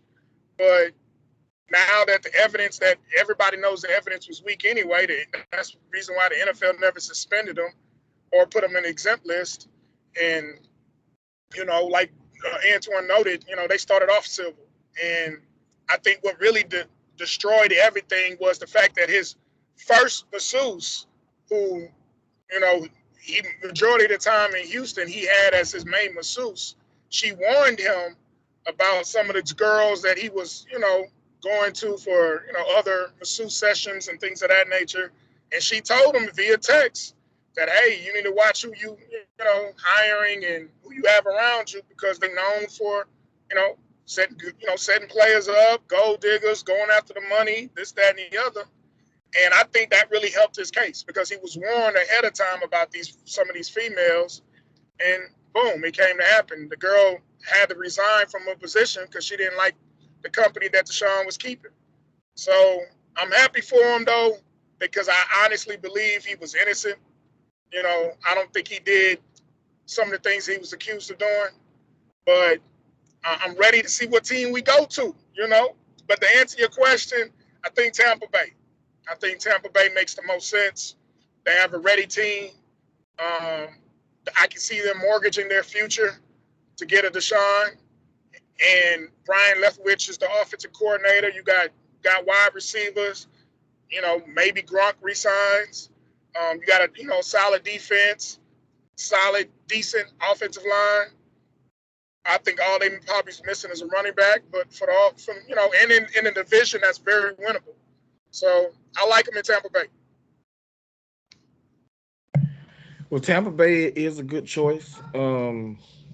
I think I believe it could be narrowed down to and it's also gonna depend on um some of these teams that may have a quarterback, but they feeling like they could use um Deshaun Watson, that he would be an upgrade. So when we talking about the Raiders, you know what I'm saying, that could be a team.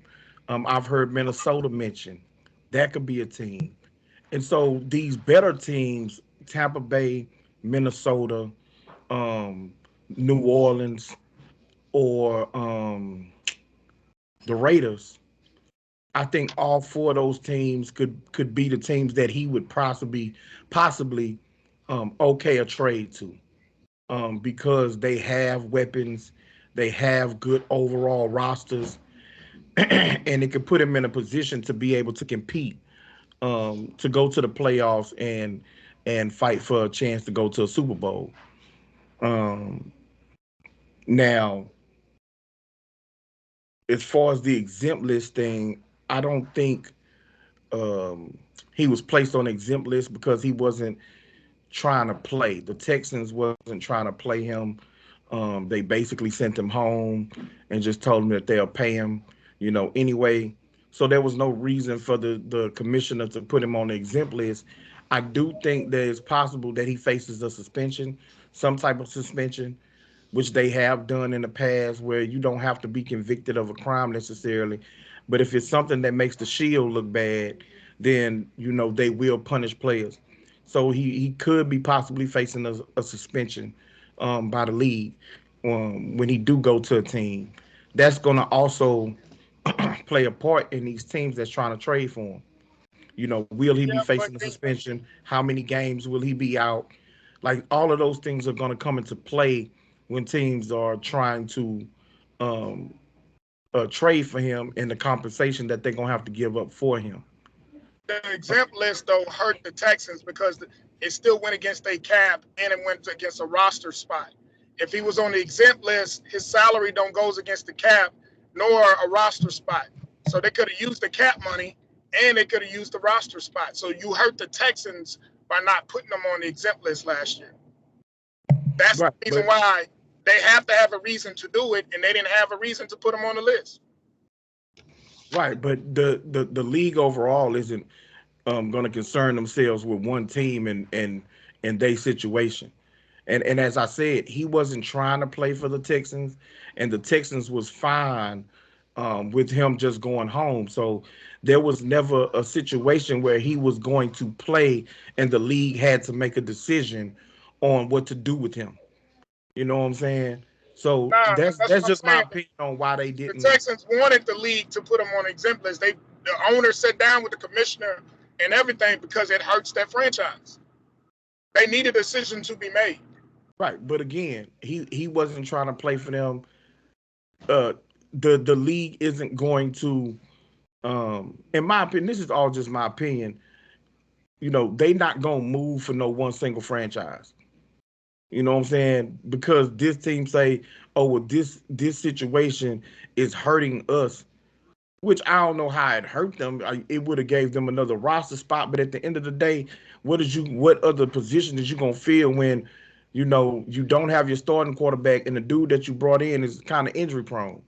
Like, so you That's gonna still have 35 to, million against the cap. huh? That's 35 million last year against the cap. 41 this year. Right. So what you wanted them to put him on the exempt list and not pay him? No, they would have paid him. You pay him no matter if he's on the exempt list, but his salary doesn't go against the cap. So he would have got his 35 mil last year, but the Texans would have had 35 million of free cap space to sign Oh free no, agents yeah, and other players. they can't do that, because if that's the case, then Yes, they can. Go look up.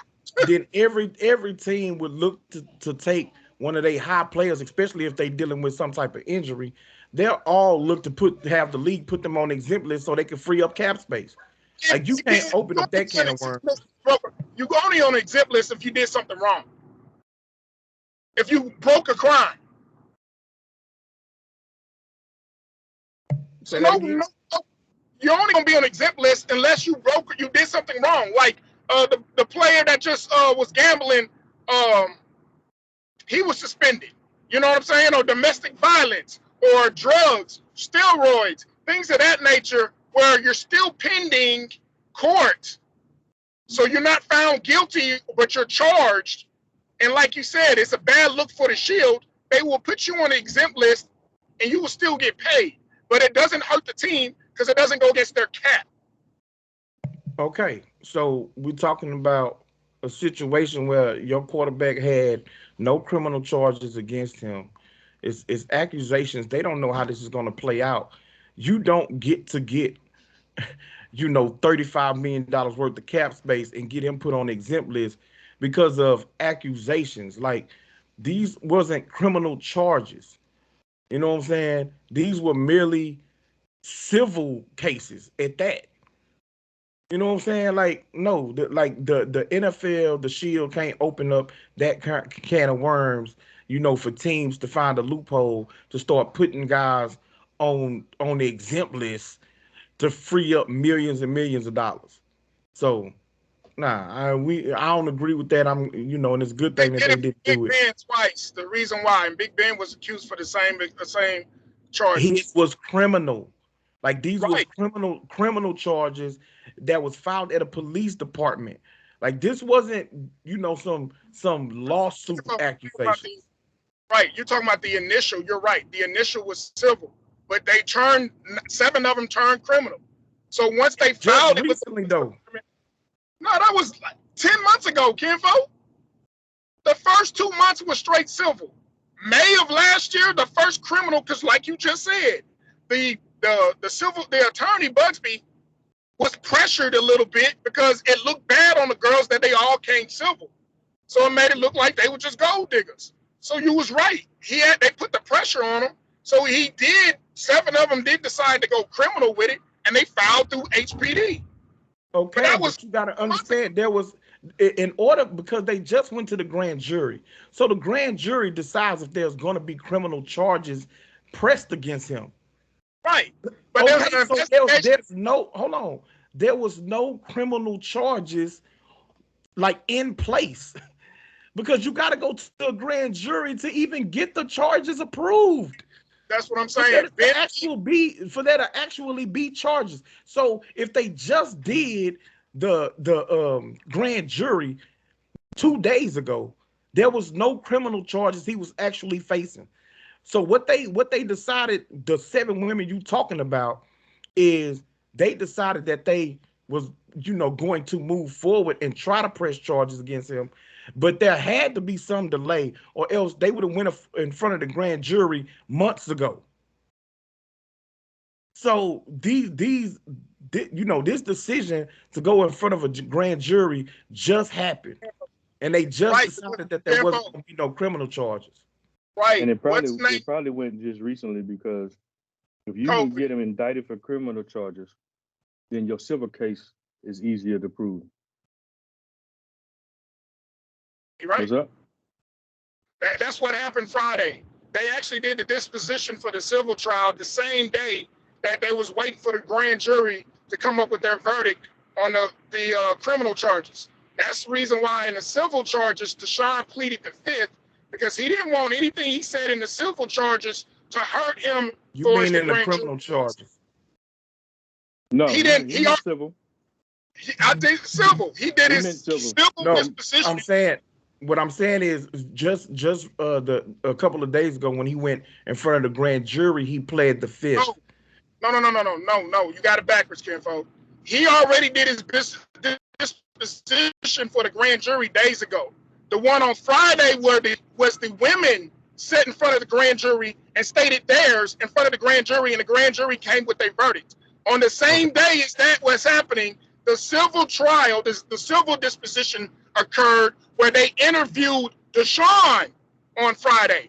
That's the reason why Rusty Hardy wanted to push back the civil disposition to after the verdict of the criminal trial from the grand jury was already announced, because he didn't want what was said at the civil trial to hurt him on a criminal one. So in the civil trial, he pleaded the Fifth Amendment. And the criminal one, he already did that days ago on videotape, Zoom. Okay. On Friday, that was the women witness in front of the grand jury. Okay. Well, at the end of the day, my point still remains that he didn't have no criminal charges facing him during the season that would moved the league to put him on the exempt list, and he wasn't trying to play for the Texans. So, there was no reason for them to necessarily do that. So we didn't got to the teams to a certain extent. Me and you had this argument, this debate. We can run it past my brother, see where he falls on it when it comes to compensation that's going to be required from these teams in order to get them. Can I ask a question, Antoine, before Tony speak? I Yes, take sir. it you must not been watching no TV, no ESPN, no nothing, no NFL Network. Not necessarily those channels, but I have been, kind of following. That's why I said it. I know that it's between 6 to 8 teams. I know Minnesota then jumped into the fray. So, I've been keeping my eye on it. Okay, go ahead, Tony.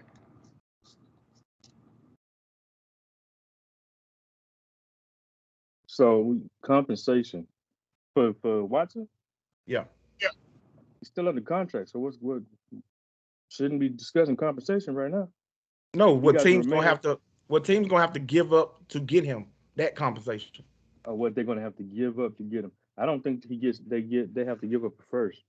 He missed a whole year just come off a court case, you know. And then just like y'all talked about with Amari Cooper and the money that come with it, I'm not giving up no first and then have to take on the rest of your contract and then you're gonna be looking for another one in 2 years.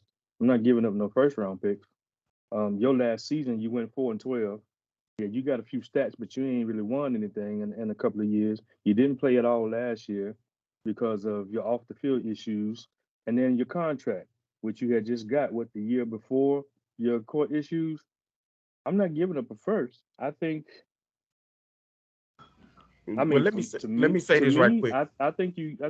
give up. I Let think me you say start this out right with quick, bro. with a third or something. Yeah, what's up?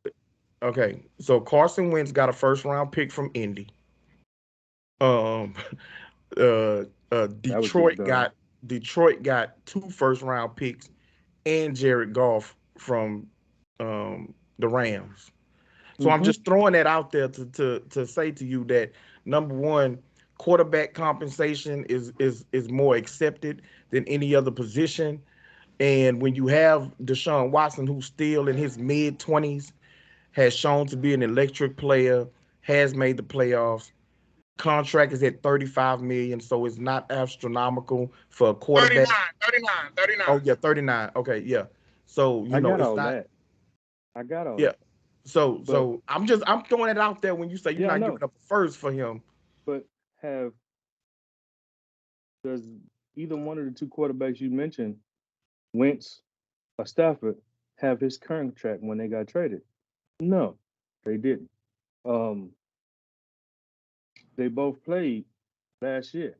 You know, they had some hope in Wentz. He was a first round draft pick. He didn't have any off the field issues like um, Watson just had. He hadn't missed a whole year of playing because of it. He didn't have the contract that Watson got. That's my point. I'm not talking about his talent. I'm not talking about what he's capable of doing. Like you said at the beginning of this, what have you done for me lately? What have you done lately that tells me I should give up a first round pick for you, considering everything that's happened over the last 2 to 3 years with you? Now, second round pick, third round pick, maybe, and maybe even renegotiate his contract a little bit. I don't know. Have him play 1 year and then give him an extension. I don't know. You can promise him something in the future. Hey, come in, show and prove that you are who we thought you were, who you showed you can be.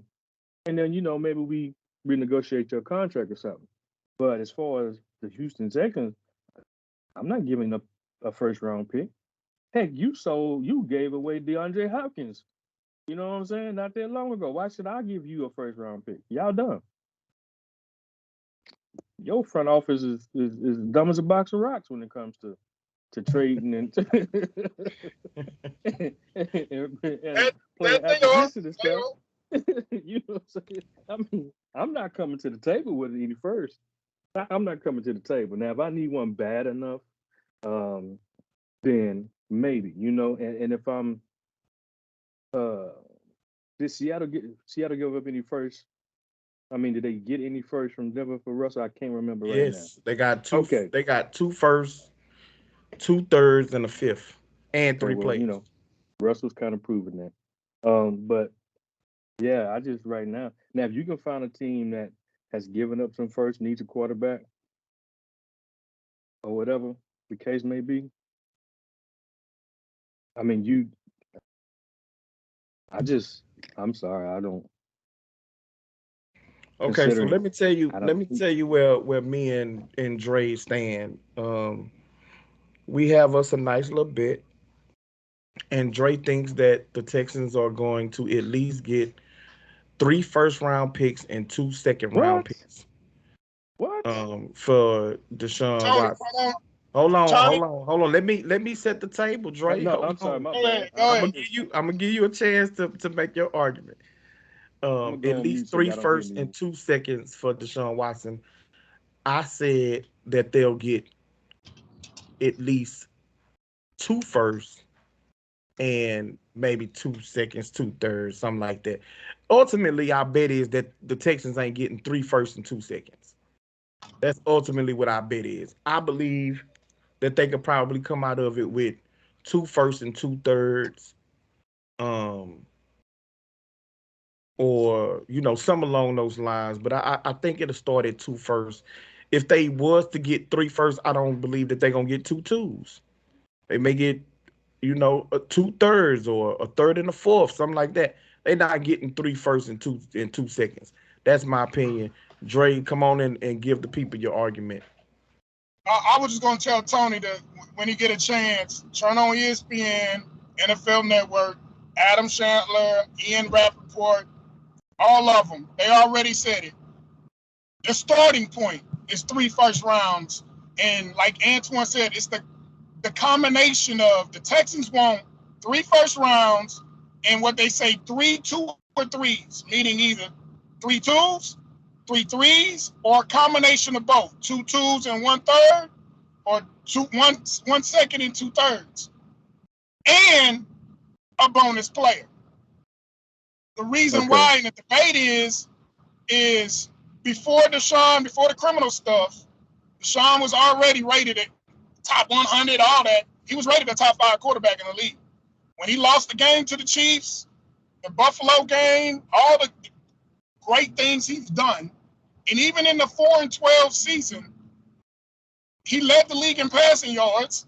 He had one of the top QBRs, and in 5 of those games that they lost on the very last play, and that was with He a lost on the very last play. no. He didn't lose it. He only fumbled on the bad snap that was over his head. The other one, David Johnson fumbled. The other Johnson, Duke Johnson fumbled. Okay, we ain't got to get into that. Let's say. Anyway, my point of it is that they looking at that. His contract is for 4 more years. This is the first year of the actual contract. Okay. You know what I'm saying? So you getting him at $39 million. We just had a debate about Rodgers, Patrick Mahomes, what Josh Allen already got. We know what Burrow's finna get. In a year or two, or even that guy last year, that get $1 million more than he is.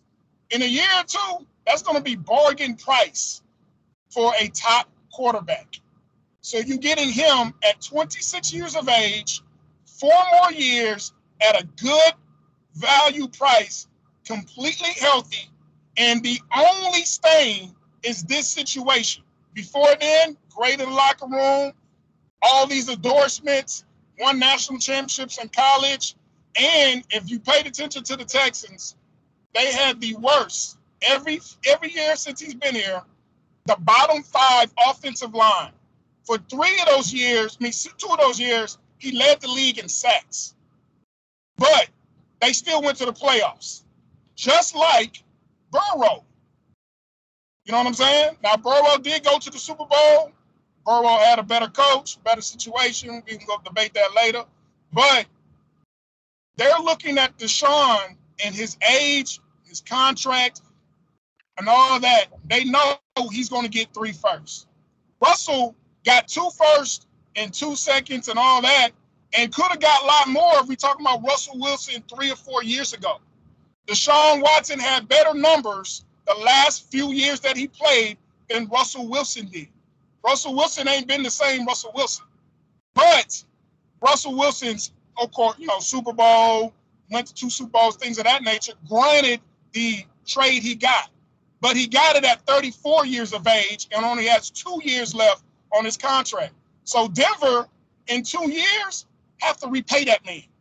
Whoever, and that's after they traded all these picks. So their picks won't be completed by the time Russell Wilson is a free agent again. All the picks they sent to Seattle, Seattle will still be receiving picks when Russell Wilson is a free agent. While whoever team picks trade for Deshaun, they got 4 years. 4 years of him under contract before they even got to address a raise. That's the reason why his value is so high. Yeah, but my contention is that ultimately. Can I ask one more? Oh, I'm sorry. One more point.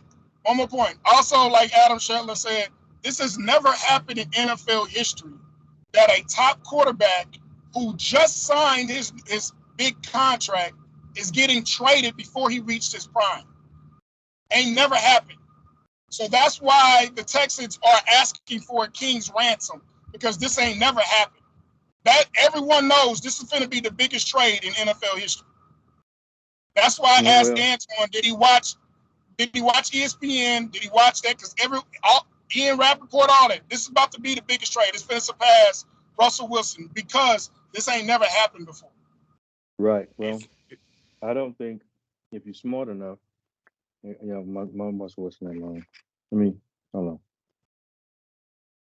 Again, given that track record and that front office, if you're smart enough, you don't give him that.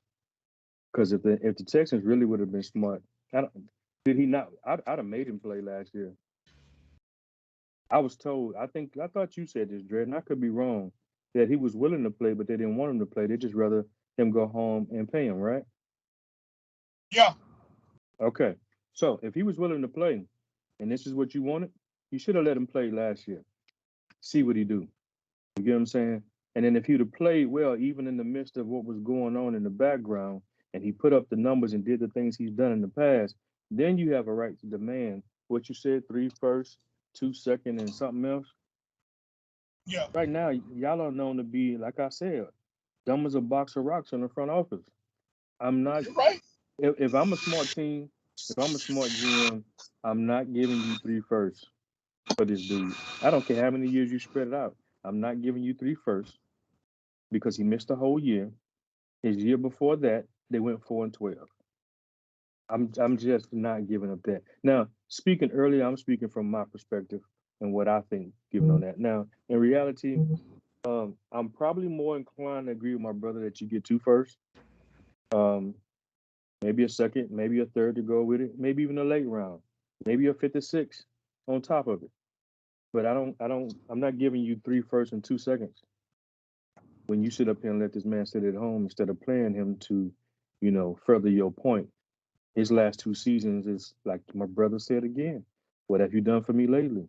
You ain't done nothing in the last 2 years for me to give up that kind of, draft capital. Matthew Stafford, now he was on a bad team, bad situation, but everybody could see he had the talent. And, he managed to prove it this year. He went out and got a Super Bowl. Now, I don't know why the coach did what they did for Carson Wentz. Make no sense to me, but they did, But I think at this moment, man, I'm more inclined to go with what my brother said to an extent, as far as at least the 2 firsts. I don't think he'd get 3 firsts. I mean, I wouldn't get a Texans there. So this is my stance. So this is my one last question first before you go to your stance. Let me ask this question, Dre. What team do you think is willing to give up that much to the Houston Texans for Deshaun Watson? Who needs him that bad that they give up that kind of draft capital? And who even has that type of draft capital to give him that would make it worth it? Because you're not drafting nobody for the next 2-3 years. The team you don't want to hear, Two of them you don't want to hear.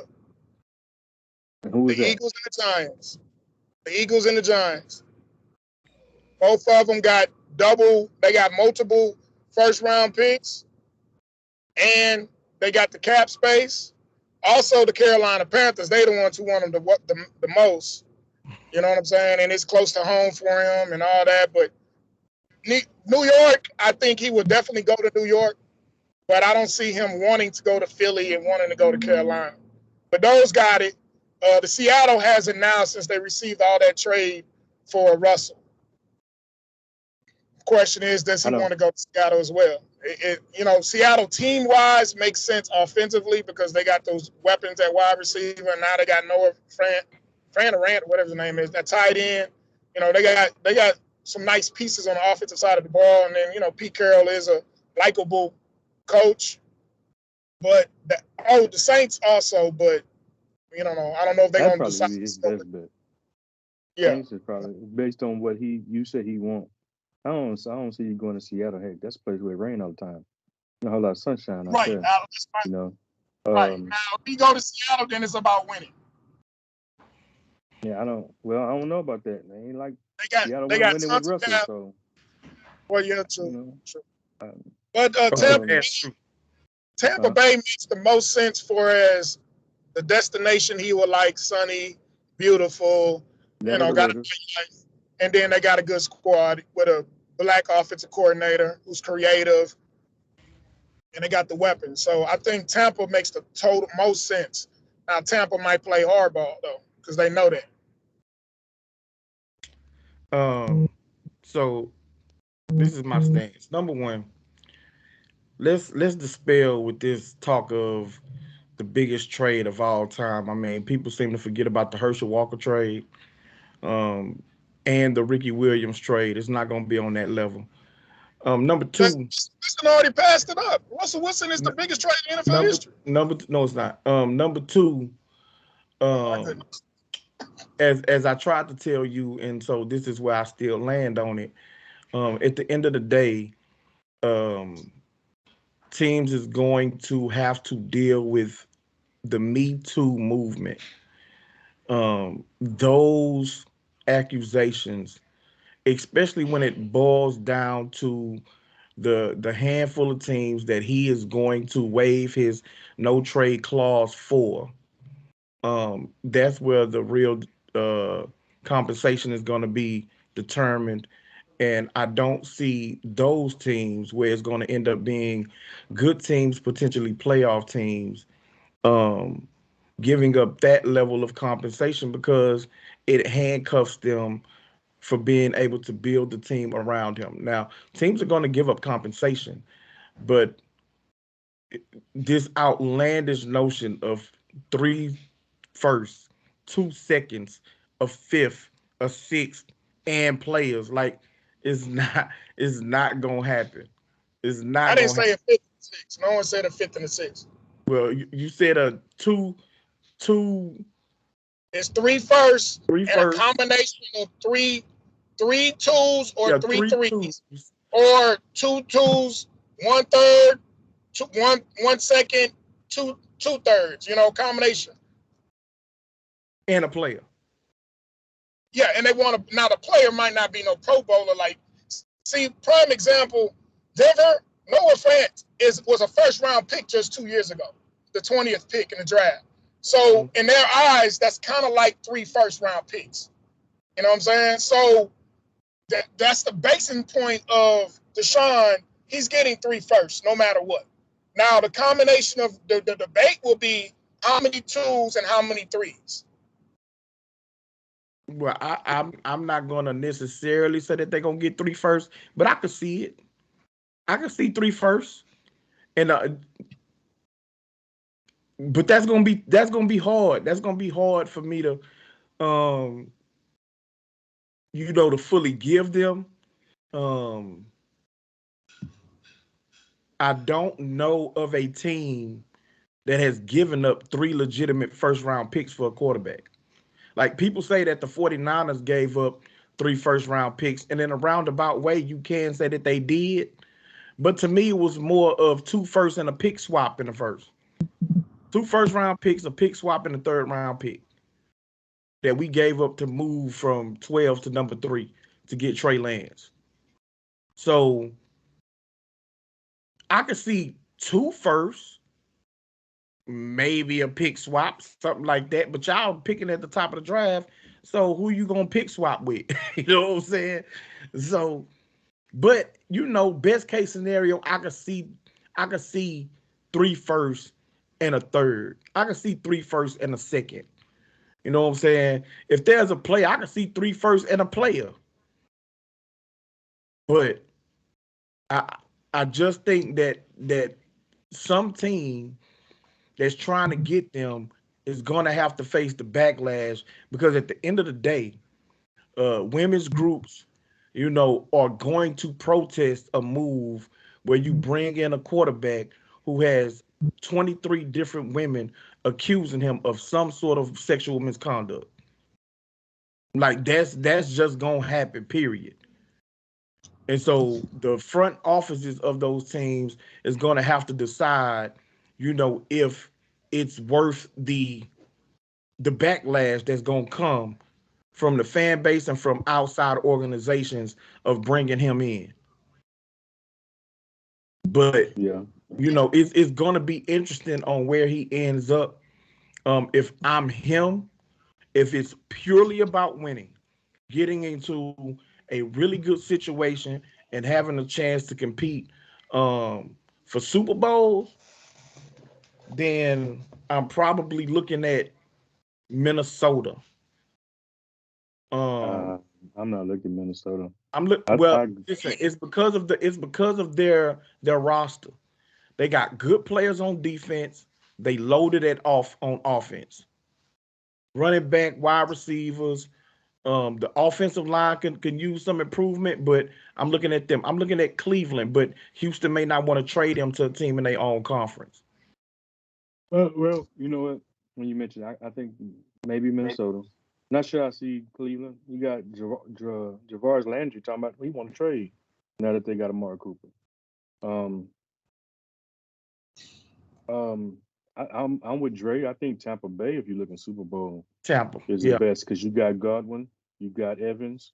Fournette wasn't that bad, but you can probably get you somebody else. Who was no, that was on Tennessee team.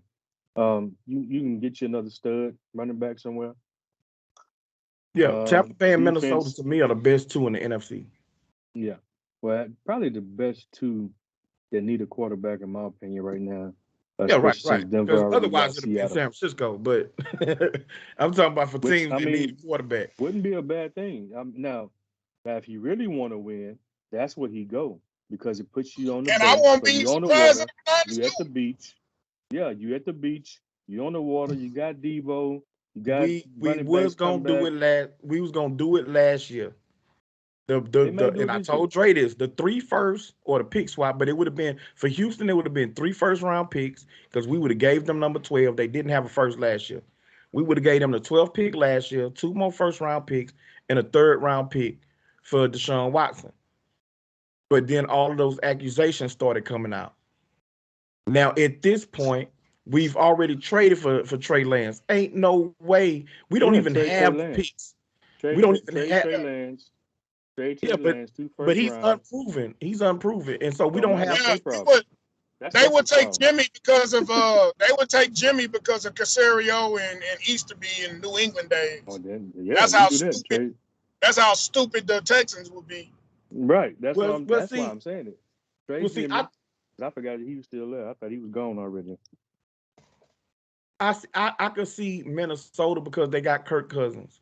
He's put up numbers for the last 5 years or so. He is a good quarterback. You know what I'm saying? So if Minnesota sends them 2 first-round picks, 2 second-round picks, and Kirk Cousins, they're not going to get a better offer than that. But will Deshaun waive his clause to go there? I think if it's for winning. No, but he got great weapons on offense, a great running back behind him. You know what I'm saying? They got a new coach, so you don't have a defensive-minded coach. They still got good defensive pieces, so they're gonna put together a good defense. If it's about winning, and Green Bay's gonna take a step back because they finna lose a lot of players because of what they doing with the wide receiver and the quarterback. So Man, they're they not gonna gotta. be able to bring back that defense that they had last year. They're gonna lose some players on offense. So Minnesota would definitely be able to compete to win that division and fight for a chance to get to the Super Bowl in Minnesota. I don't disagree. But if Deshaun is smart and if the Texans smart, they hit up the 49ers. Because he'd probably waive his clause because he out there on the water, out there in California. You got a great defense. You got a running game. You got Debo, so you got weapons. You got Kittle at tight end. If you really want to win and accomplish what you want personally of being close to the beach, San Francisco is your best option. So I would press the Texans. We don't have the get with San we Francisco. don't have the compensation though. They don't have the They, picks. yeah, They dude. messed Give up them and up, gave all Jimmy. them picks. Give up Jimmy. Oh, you ain't got the first round picks? I ain't know that. Yeah, they gave up the picks for Lance. Man.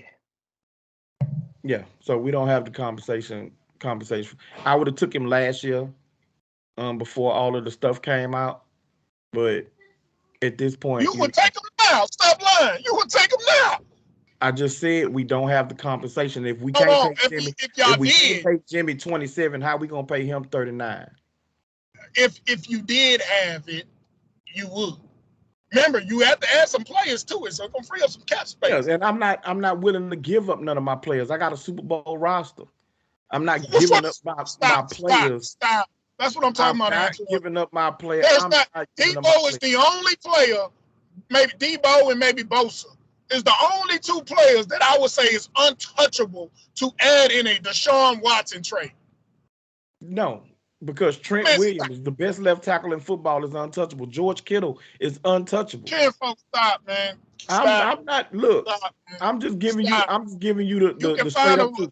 You know how many? I'm You know how not many? giving up there. I'm not giving up my best players. And at the end of the day, y'all would How old is want to Trent Williams? post How y'all old is would Trent want, Williams? huh? Trent Williams is older than Deshaun Watson. Yeah, he's older than Deshaun Watson, but he's the Oh man, best left tackle. He's the best left tackle in football. Okay. Stop. And last year he was great. He was the highest graded player in the history of Pro Football Focus. In that history. Left tackles don't win Super Bowls. Quarterbacks do. Left tackle to the Super Bowl without a left tackle. Left tackle is the second most important position on the football team. Right. It's So it's the left tackle. The left tackle over the most important position, and you getting a stick with the quarterback that I got. I'll stick in the league that I got. And what Kyle Shanahan is his offensive coordinator. With the quarterback that I got. Man, look, can y'all stop? I'm not giving up my best players to try and get him, because if I give up my best players to get him, we still not gonna win. Because Okay. I paid Peter. I didn't rob Peter to pay Paul. I'll put it to you like this, Tony. Would you go win 2 first rounds, 2 seconds, and Dak for Deshaun Watson? No. First of all, he ain't even better than that. So for you to sit up and throw Dak in there, that's wild. Dak ain't no Deshaun Watson. Stop. Dre. This is what I was about to say before you asked me. So it leads into what I was about to say. Bro, you about to make me feel about him the way Antoine feel about Aaron Rodgers. You are seriously overrating him at this point. He got talent. Deshaun Watson, let me finish. He's got talent. So you mean hold up, Dre. Let him finish right quick. I know you're not finna say Dak is better than Deshaun. Finish right quick, Dre, so you can respond. You just jumping out the window. You don't know what he gonna say. No, I was not going to say Dak is better than him. But I was about to say he ain't really shown to be better than Dak. They got the same playoff record. Except actually Dak has one more playoff appearance than he does. They got the same exact win. Pretty much. He's 1-1, Dak's 1-1. Other than that, you ain't showing me anything. Yeah, regular season, yeah, you may have talent, you may have done stuff without people. You've gotten your team to the playoffs. and all that. But bro, you ain't really done nothing with it for all of this talk about all these picks If and Deshaun you know, Watson I'm a on the bro, Cowboys why am roster, I he won a Super why am Bowl. I why am I why am I going to give up Dak 2 first-round picks and 2 second-round picks for a guy who has not done anything more than what Dak has done? He hasn't done anything better than what Dak has done. I don't care about how much talent he's supposed to have. You ain't show me that you better than the quarterback I got for me to Yes, give he him did. a plus first four first four picks in the first 2 rounds. No, I'm not doing that for Deshaun Watson. Not for Dak. Oh, for what? Not for Dak, bro. Not for Dak. Yeah, you No, I'm bro. sorry. Now, Deshaun hey, I agree Watson with my. Hold on the on, I agree with my. Cowboys roster. Bro, you ain't showing me nothing on the Texans Can't roster let me break to this say down to that you. you. Yeah. You didn't hear me earlier. You didn't hear me. He went to the playoffs behind control with the bottom 5 offensive line in the league and no running game. You give him one of the best offensive lines in football and 2 running backs behind him with the same caliber receivers, they go to the Super Bowl. Says who? So Says who? That's not a his guarantee. Nobody but Dre. It's not a guarantee, Dre. I'm sorry, fam. I'm game, sorry, I'm not even. That's not even speaking as a Cowboy fan. That's speaking as a football fan. I don't see. I don't see it. after I don't. Kansas City Chiefs, after the You Kansas break. City Chiefs loss, he was rated a top 5 quarterback in the league. He went on the following year with the worst offensive line in football and got sacked more than any other quarterback to lead the NFL in passing yards. Had one of the QBRs with a terrible offense. And Dre. mind you, hold on. Bill O'Brien got fired after the 4th game. Okay, Dre. If I So got he if had I got a the worst team in the NFL and I'm behind all the time and I got to throw, what y'all call it? Garbage yards. Those are garbage stats, Ken Vogt. Talk to him. Those are garbage Kinfolk. stats. He had no choice but to throw the ball. So his stats is padded by the But fact he's on a and bad he's team with no misrepresenting running game. the Texans because when Deshaun Watson first got on that team, he got onto a team with a top 5 defense and a top 5 wide receiver and a good running game with Bill O'Brien. Bill O'Brien had made the playoffs with a bunch of bum quarterbacks. He got on a really good roster where they was winning the division every year before he even got there. So Deshaun Watson has not lifted that team above what they was doing before he even got there because Matt Schaub and them got to the playoffs and one of them won a playoff game. He won a single playoff game, which is the same thing that the Texans did before he got there. Wrong coach, Kinfolk. How you think we drafted him at number 7? That means we sucked. The previous year they went 4-12. Tom Savage was their quarterback. Just like his last year, the start in the Texans, he went 4-12. Like that happens. Exactly. Guess what? The coach got fired after the 3rd game. No Hopkins, no J.J. Watt. Totally different. Brandon Cook was his better wide receiver. But my point of it is that what all that offensive line, weapons, defense, coach, organization, money can't win. Deshaun did the spite of. That's not true. That's not true, or else Dallas wouldn't have had to trade for Amari Cooper. He had to go through his transition. He had to go through his transition where they didn't have no weapons. They got weapons now that they drafted, but at the end of the day, they had to trade for Amari Cooper because he did not have no weapons. And that offensive line has gotten old since his first year. If I ain't mistaken, did Deshaun Watson win Rookie of the Year because Dak did? Who? Deshaun got hurt on his 3rd game, remember? Did he win Rookie of the Year? He got hurt the 4th game of the so that means no. Has he ever led the NFL in yards per game and points per game? Yes, the last season he played. That's my point. The offense. So the Texans had the number 1 ranked offense the last year he played. Passing. You said passing. You said quarterback. You didn't say rating. I said total yards and points per game. Kinfolk, once again, look at the roster and who we had on his offense. Excuses, bro. I don't want to hear excuses. He has not done what Dak Prescott has done. And so you think that a quarterback who has done less is supposed to get 2 firsts and 2 seconds and that quarterback for a dude who's done less. Cut it out, man.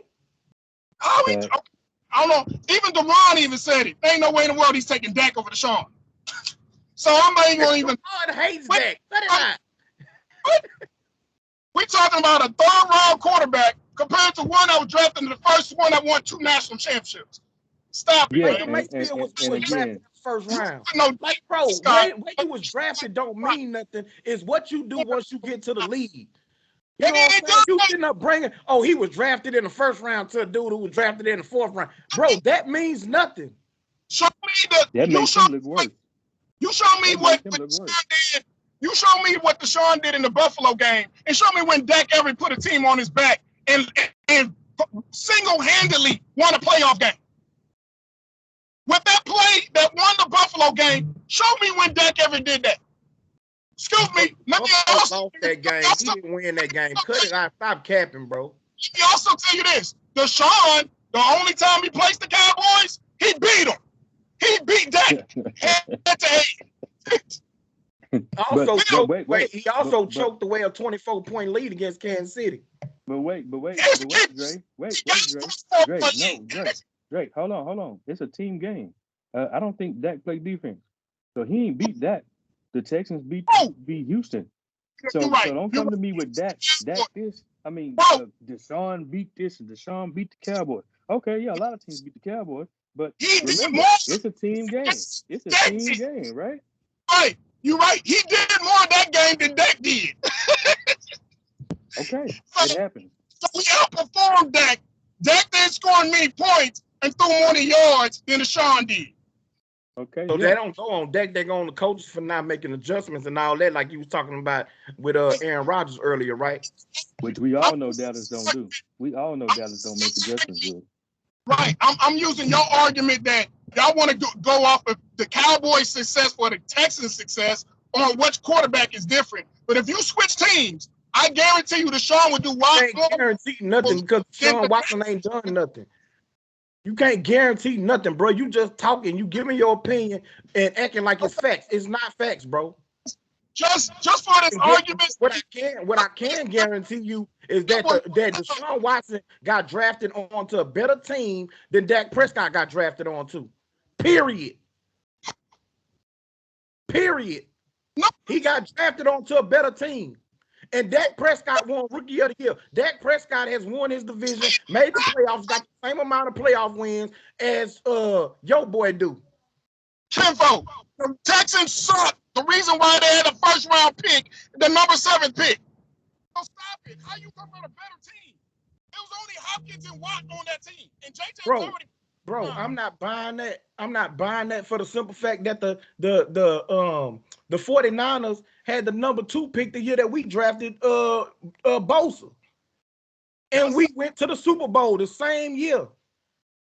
It's a gang load of reasons why a team could end up, with a bad record. It ain't just a situation where you could say that they was trash.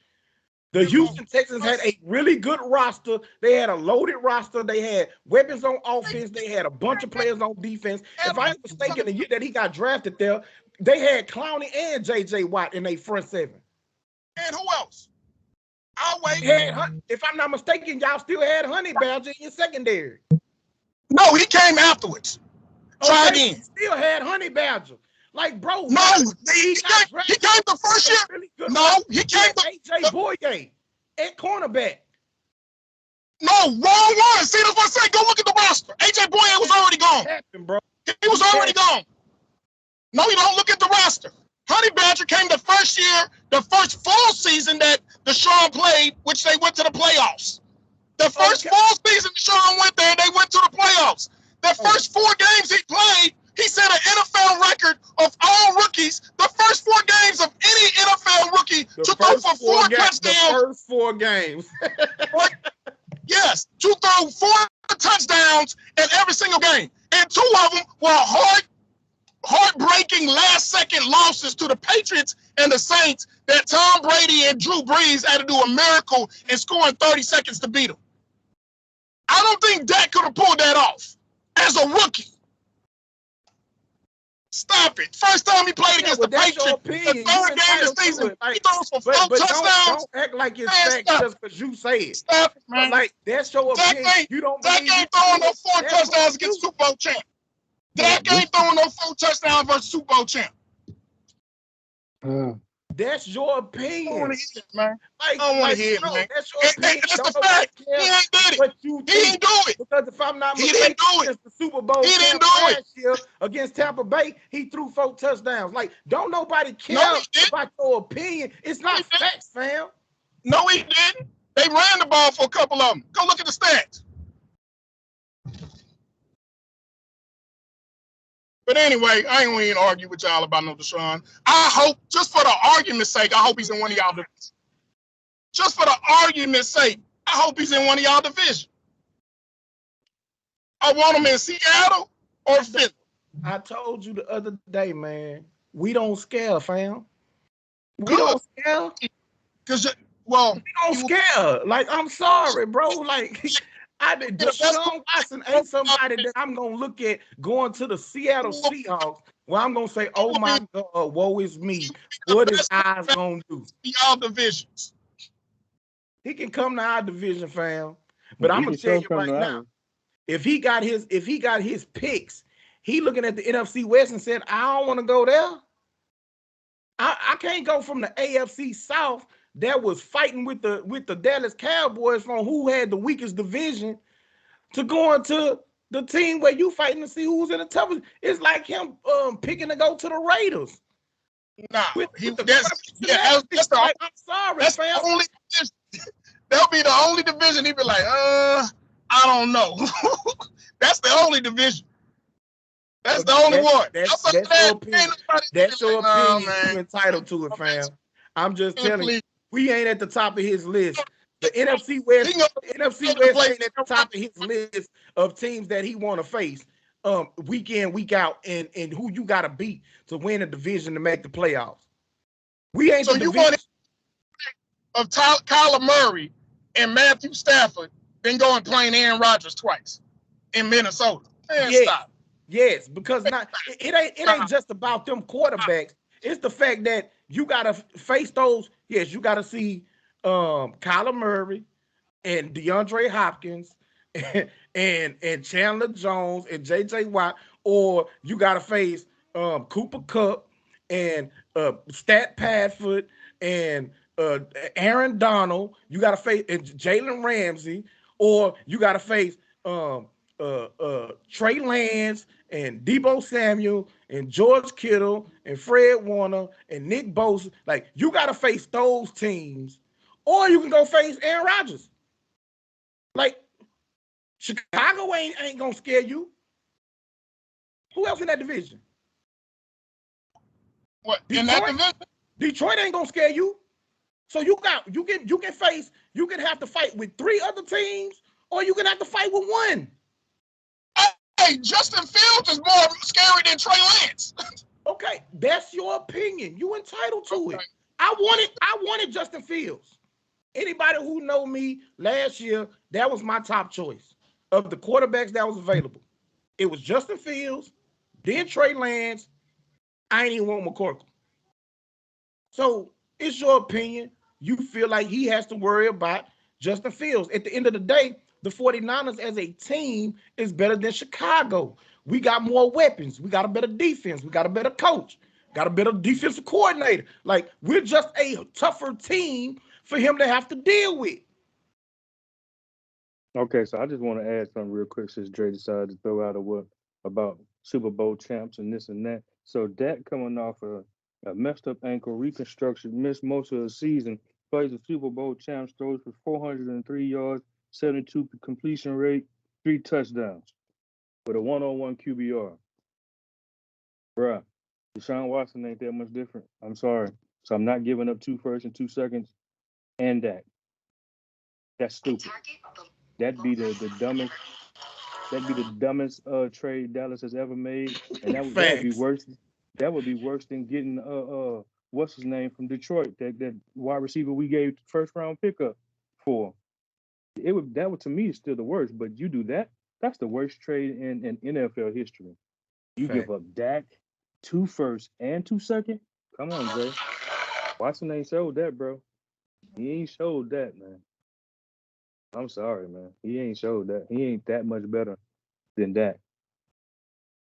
I would argue he's not better, but Look, even if you want to argue he's better, I would refer our subscribers to go to our podcast here on YouTube. We had this debate, me and Drake. You know what I'm saying? And put the numbers out there. And that's before the updated numbers that Dak Prescott now has compared to Deshaun Watson, who's been out of football. So, as I done said before, Dak played more years. I told you that. What are you talking about? I just said with the updated numbers. That's without the updated numbers. At the end of the day, as I done said, this notion that Deshaun Watson is just better than Dak Prescott is a fallacy. It's not based in fact.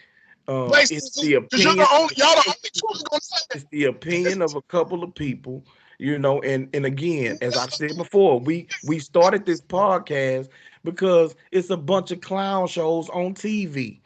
You know what I'm saying? Who don't know what they talking about. I don't agree with them. So I don't care what they say. I don't care what their opinion is. I don't care about their rankings or their ratings. So none of that don't matter to me. I watch the games myself. And disseminate. You compare the numbers. When you compare their numbers and their success in the NFL, it's no way somebody could say definitively that Deshaun Watson is better than Dak. He may be your preference. You may like his playing style better than Dak's. He may have attributes that you like more than Dak. But at the end of the day, there's no definitive evidence that says that Deshaun Watson is better than Dak Prescott. Those are facts. Based off of stats, when Dak played way more seasons and was drafted before, you going by stats. So Dan Marino, Drew Brees is a better quarterback than Dan Marino? Yes. Because Drew Brees got Warrior. Oh my God, good amount of Yes. Yes. I don't even know that that's up for debate that anybody would say that Dan Marino was a better quarterback than Drew Brees. He was more physically gifted. He was more physically gifted. He was more physically gifted, and he had a bigger arm. He was more, all of that stuff. But bro, at the end of the day, Drew Brees was just better. He's going off the team stats, not who's the actual better quarterback. Not by the eye test.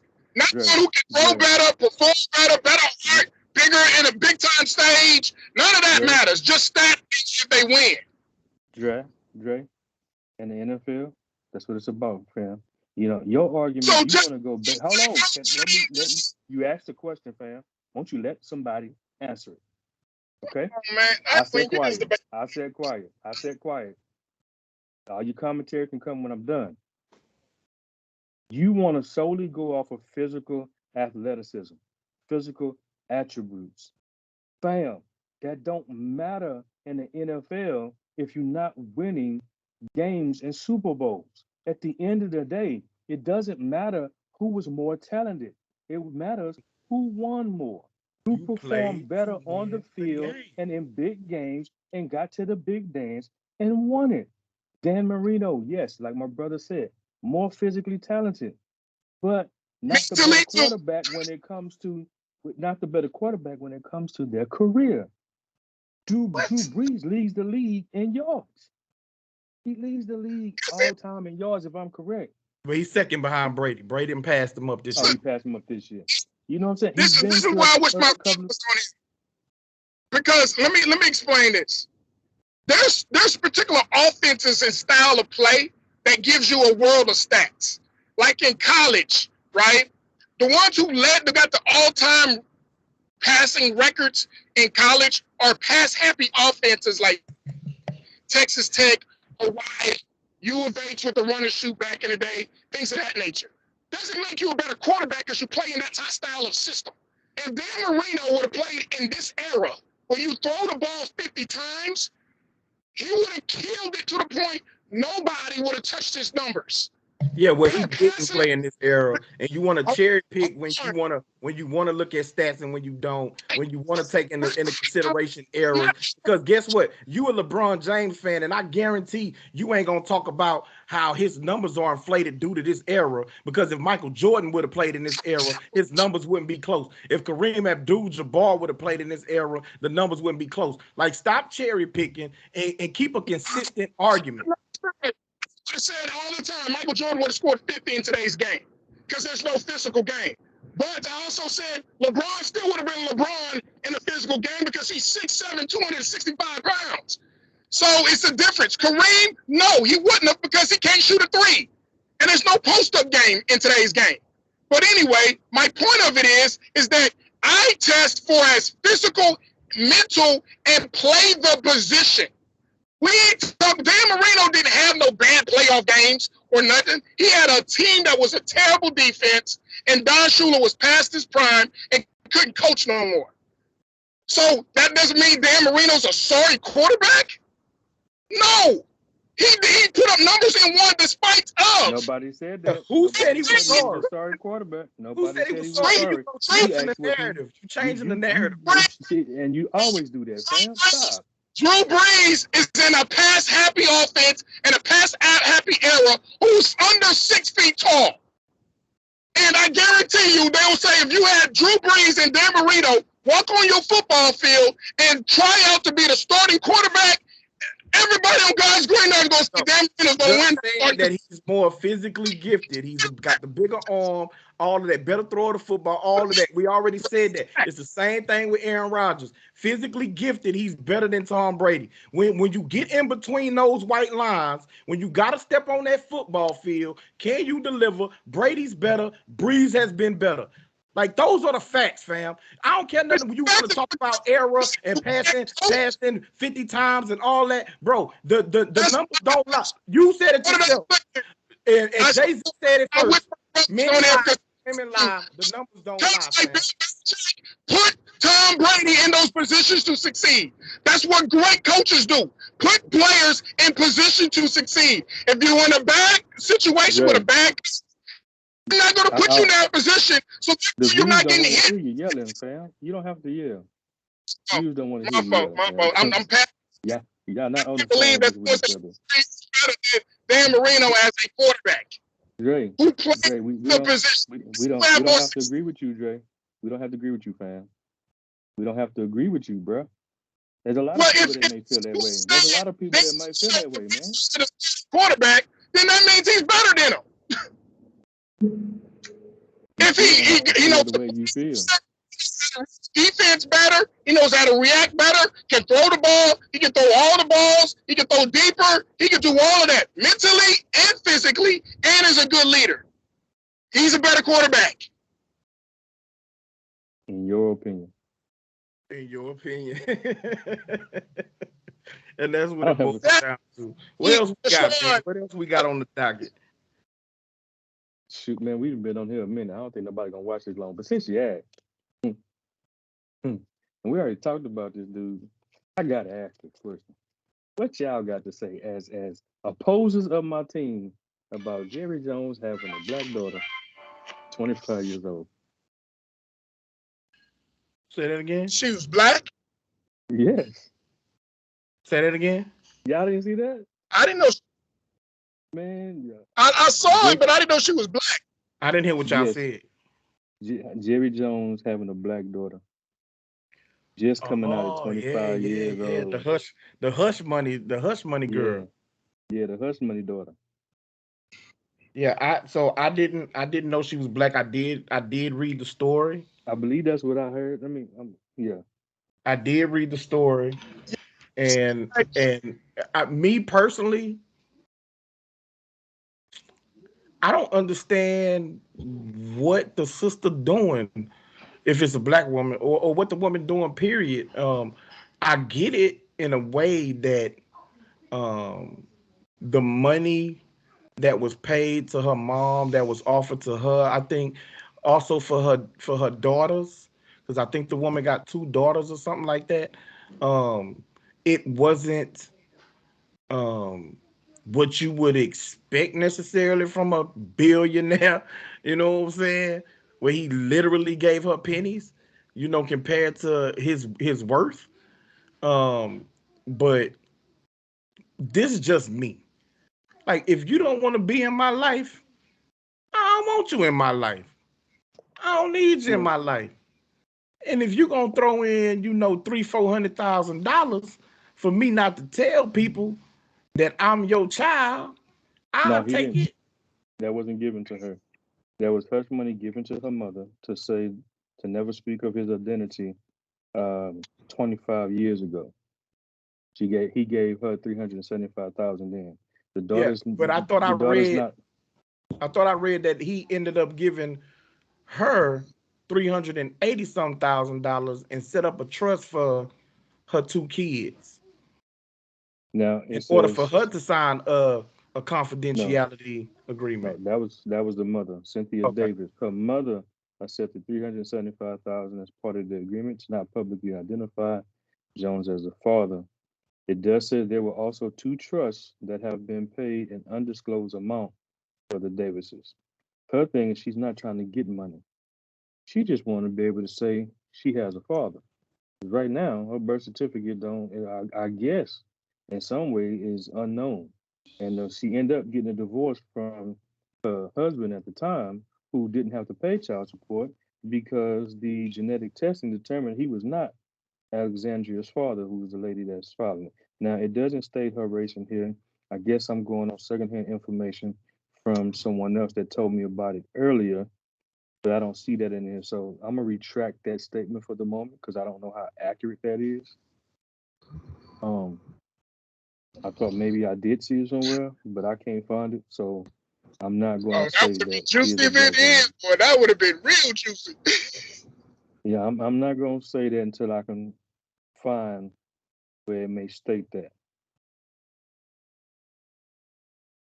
I just Yeah. think the timing of it is because Jerry getting up there in age, and every time I see Jerry on TV, man, it looked Well, like he, Lord forgive me, I don't want to wish that on anybody, but it looked like he, 1 second from She croaking. she could have So she could have just waited until he died and then, well, no, let her thing be the legal known. aspect of it would be too hard. It'd have been too hard then. I think she I- did it at the right time. No, no, she She could the have wanted sued thing his. to is, buy. She could have sued his estate, and she's then not just really, had a she's not after the money. had a DNA test taken once he had passed away. Well, I She's guess not my after question the would be, money. Hold on. Look, listen, real quick before y'all keep going. According to the article, she's not after the money. She just want to be able to acknowledge her father. They tried several times to handle this outside of the public eye, but they have ignored her. They try to just brush her off and act like she doesn't exist. She said she don't want any money, probably because she already got a trust anyway. Right. So it's not about money. There's no civil suit. She just want because she's not bound to the gag order that the mother was under. She just want to be able to acknowledge who her father is what the article is she wants some season tickets too, though, Bob. I'm joking. One of them box office suites or so. But yeah, I can understand that to an extent. Um, even now that he's alive too, I need him to acknowledge that you know I'm I'm his daughter. So I don't knock her for it. Part of me still thinks she wants to be on that tree. If something happens to Steven and the other, she get a little piece of the pie or something. But I take I her agree. word that it's not about the money. I might not have to want the money now, but if you say 25 years ago, right? So she's only Yes, 25. she's 25. Oh yeah, so she probably the youngest of the bunch too. So yeah, so yeah, But not see, even I for think she's the her only I'm one time, because not it's not might be mentioned. for I'm the not buying grandkids. this. I'm not buying this It's notion of her it not being about the money. She wanted to be recognized as his daughter. Once she bro. recognized as his child, well then once he passes away, um, part of his estate is, you know, almost Mhm. guaranteed to Divide. her unless Now, he made the distinction to keep her out of his will where she had no rights to nothing. But even look, even that, if she wasn't in the will, she could possibly sue the estate for some type of compensation if he is, you know, biologically his daughter. How do you get compensation when you've been getting compensation for 25 years? And according to this, according to What the court mama documents, did though, right? hold on. Yeah, the mama. According to court documents, yeah, said that financial support that the Jones were providing would be cut off if they publicly revealed he was the father. So you don't do that if it's about the money. You don't risk losing what you're already getting if it's about the money. Unless you're trying to shake them down for more money, but then why? You're not getting that. Well, Well, I'm not paying you more. listen. Why am I gonna pay you more? Well, If the you went public. 375, like you say, went to her mother. So we don't know what that financial support is. You But know what I'm she's saying? getting a trust. That could be $10,000 a year. Like we don't know what that is. can I, And so Well, if this is 10,000 a your well, year can for I ask a 25 question though? years. he's worth 10,000 a year for billions of 25 dollars. years. I got a question though, Tony. If the mama signed it and not the child, no, the mama said not to reveal it. She signed off of it. The child never signed off of it. I didn't agree to that. Right. I didn't make that agreement. I didn't make And I that think agreement. that's So, maybe that's the argument. yeah, Maybe okay. that's her argument because it's saying it remains unclear why she filed the lawsuit, is what another article is saying. Well, the one But I if read is something about she want to be recognized as his child. And that's why I say if she's recognized as his child, then she has certain rights once he's passed away. now here's something else interesting. It says that the only other time she revealed that Jerry Jones was her father was to receive FBI clearance to work in the White House for President Donald Trump. Woo! That's a white girl. I mean, excuse me. I'm sorry. So Podcast. Okay. it probably is. Like I said, somebody told me a black female.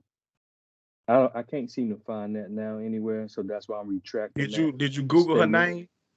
I haven't yet, because I happened to be scrolling through while y'all was discussing something else and came across, and I was like, this would be something good to ask y'all while we recording. So I haven't Googled her name yet. I've been kind of in between this and what y'all was talking about, jumping in on that. But I'm gonna do that right now though. Alexandria Davis. Well, yeah, you know, Well, I know we're going on a long time. yeah, man, Yeah, That's we've gonna been be gonna been a cut interesting. minute. this one off. Yeah, it's gonna be interesting how that'll, unreveal and all the stuff come out and how the Cowboys and Jerry Jones handle it. But Antoine, I guess we're gonna have to do one for March Madness soon. Yeah, man. I know that the championship games was going on today. I Yeah. was watching a little bit of that Texas Tech game earlier, Villanova game. So once the brackets have fully gotten taken care of, we can do us a little, bracket March Madness bracket show. Give our 2 cents on who we think gonna make it to the Final Four, ultimately the championship. Well, it's a good time in sports. The draft coming up soon. Trade free agencies in the NFL. Baseball finally iron out Baseball finally, yep. they figure it started. March Madness in basketball. NFL, NBA is about to get to playoffs soon. So, another quick question. Did you finally get to watch the highlights of some of them plays on the Lakers Rockets? Yeah. I got to take a look at it, man. Like I say, it's like since the All-Star break, Silas has finally decided to let the young boy cook. Give him more opportunities with the ball in his hands, give him more shots, and so he's been delivering. He's been coming through. He's been averaging, over 20 points, for the last month or so. So um, you know, I really like that aspect of it. Young boys getting some run. They guaranteed Kevin Martin Jr.'s contract for next year. So I like that. Um, to me, it's just gonna boil down to the decisions that they make in this offseason as far as moving some of these older guys who's not gonna be part of the future of the team, and just go ahead, take your lumps, let this, get these guys up out of here and start building your team like Memphis did with Ja Morant and got young guys on there and just sticking with them. You know what I'm saying? Letting them play. You gonna lose, in these seasons like this year, probably like next year. But if you give them the playing time, let them learn from their mistakes, then 2 years from now and 2-3 years from now, they're gonna be a legitimate playoff team and will have grown together. You know what I'm saying? Then at that point, if you want to add a veteran, if there's a younger superstar that you want to team up, with the guys that you got, you'll have the cap space, you'll have the talent, you'll have the assets to be able to bring over who it is that you want to add to the team. So they just gotta, stick with the plan, get some of this, trim the fat, which is these older veteran players. Go and get them up out of here and go full blown with your rebuild. You know what I'm saying? So we can do what we gonna do. Jabari Smith, Jaden Ivey. That's who I want. I agree, man. I agree. I like what I saw last night. The other night, I saw him take over. Even in the post game, he pretty much said what you said, that, they asked him what was the difference these last couple games and tonight. And he said, my teammates were finding me and giving me shots. And I thought that was key because that let me know, exactly what we always said. Porter and them got to stop dribbling and looking for themselves. Right. And look for this man. He a legit scorer, and he can do it in different ways. He can penetrate, hit the jumper, and what I liked about it, I saw some ice in his veins. Big time moments, hitting big time shots. He wasn't scared. He didn't shy from the moment. He rose up when we needed him, and he did it within the confines of the offense. Right. He didn't force nothing. Right. So, he showed me something last night, because at the first half of the season, I was like, it might take him a couple more years, but yeah, after the All-Star break, he's been stepping up his game where now I'm starting to see that score he can be. Already. All right, man, let's go and get off this thing, man. This is probably our longest part. We appreciate y'all for jumping in, tapping in with us. You know what I'm saying?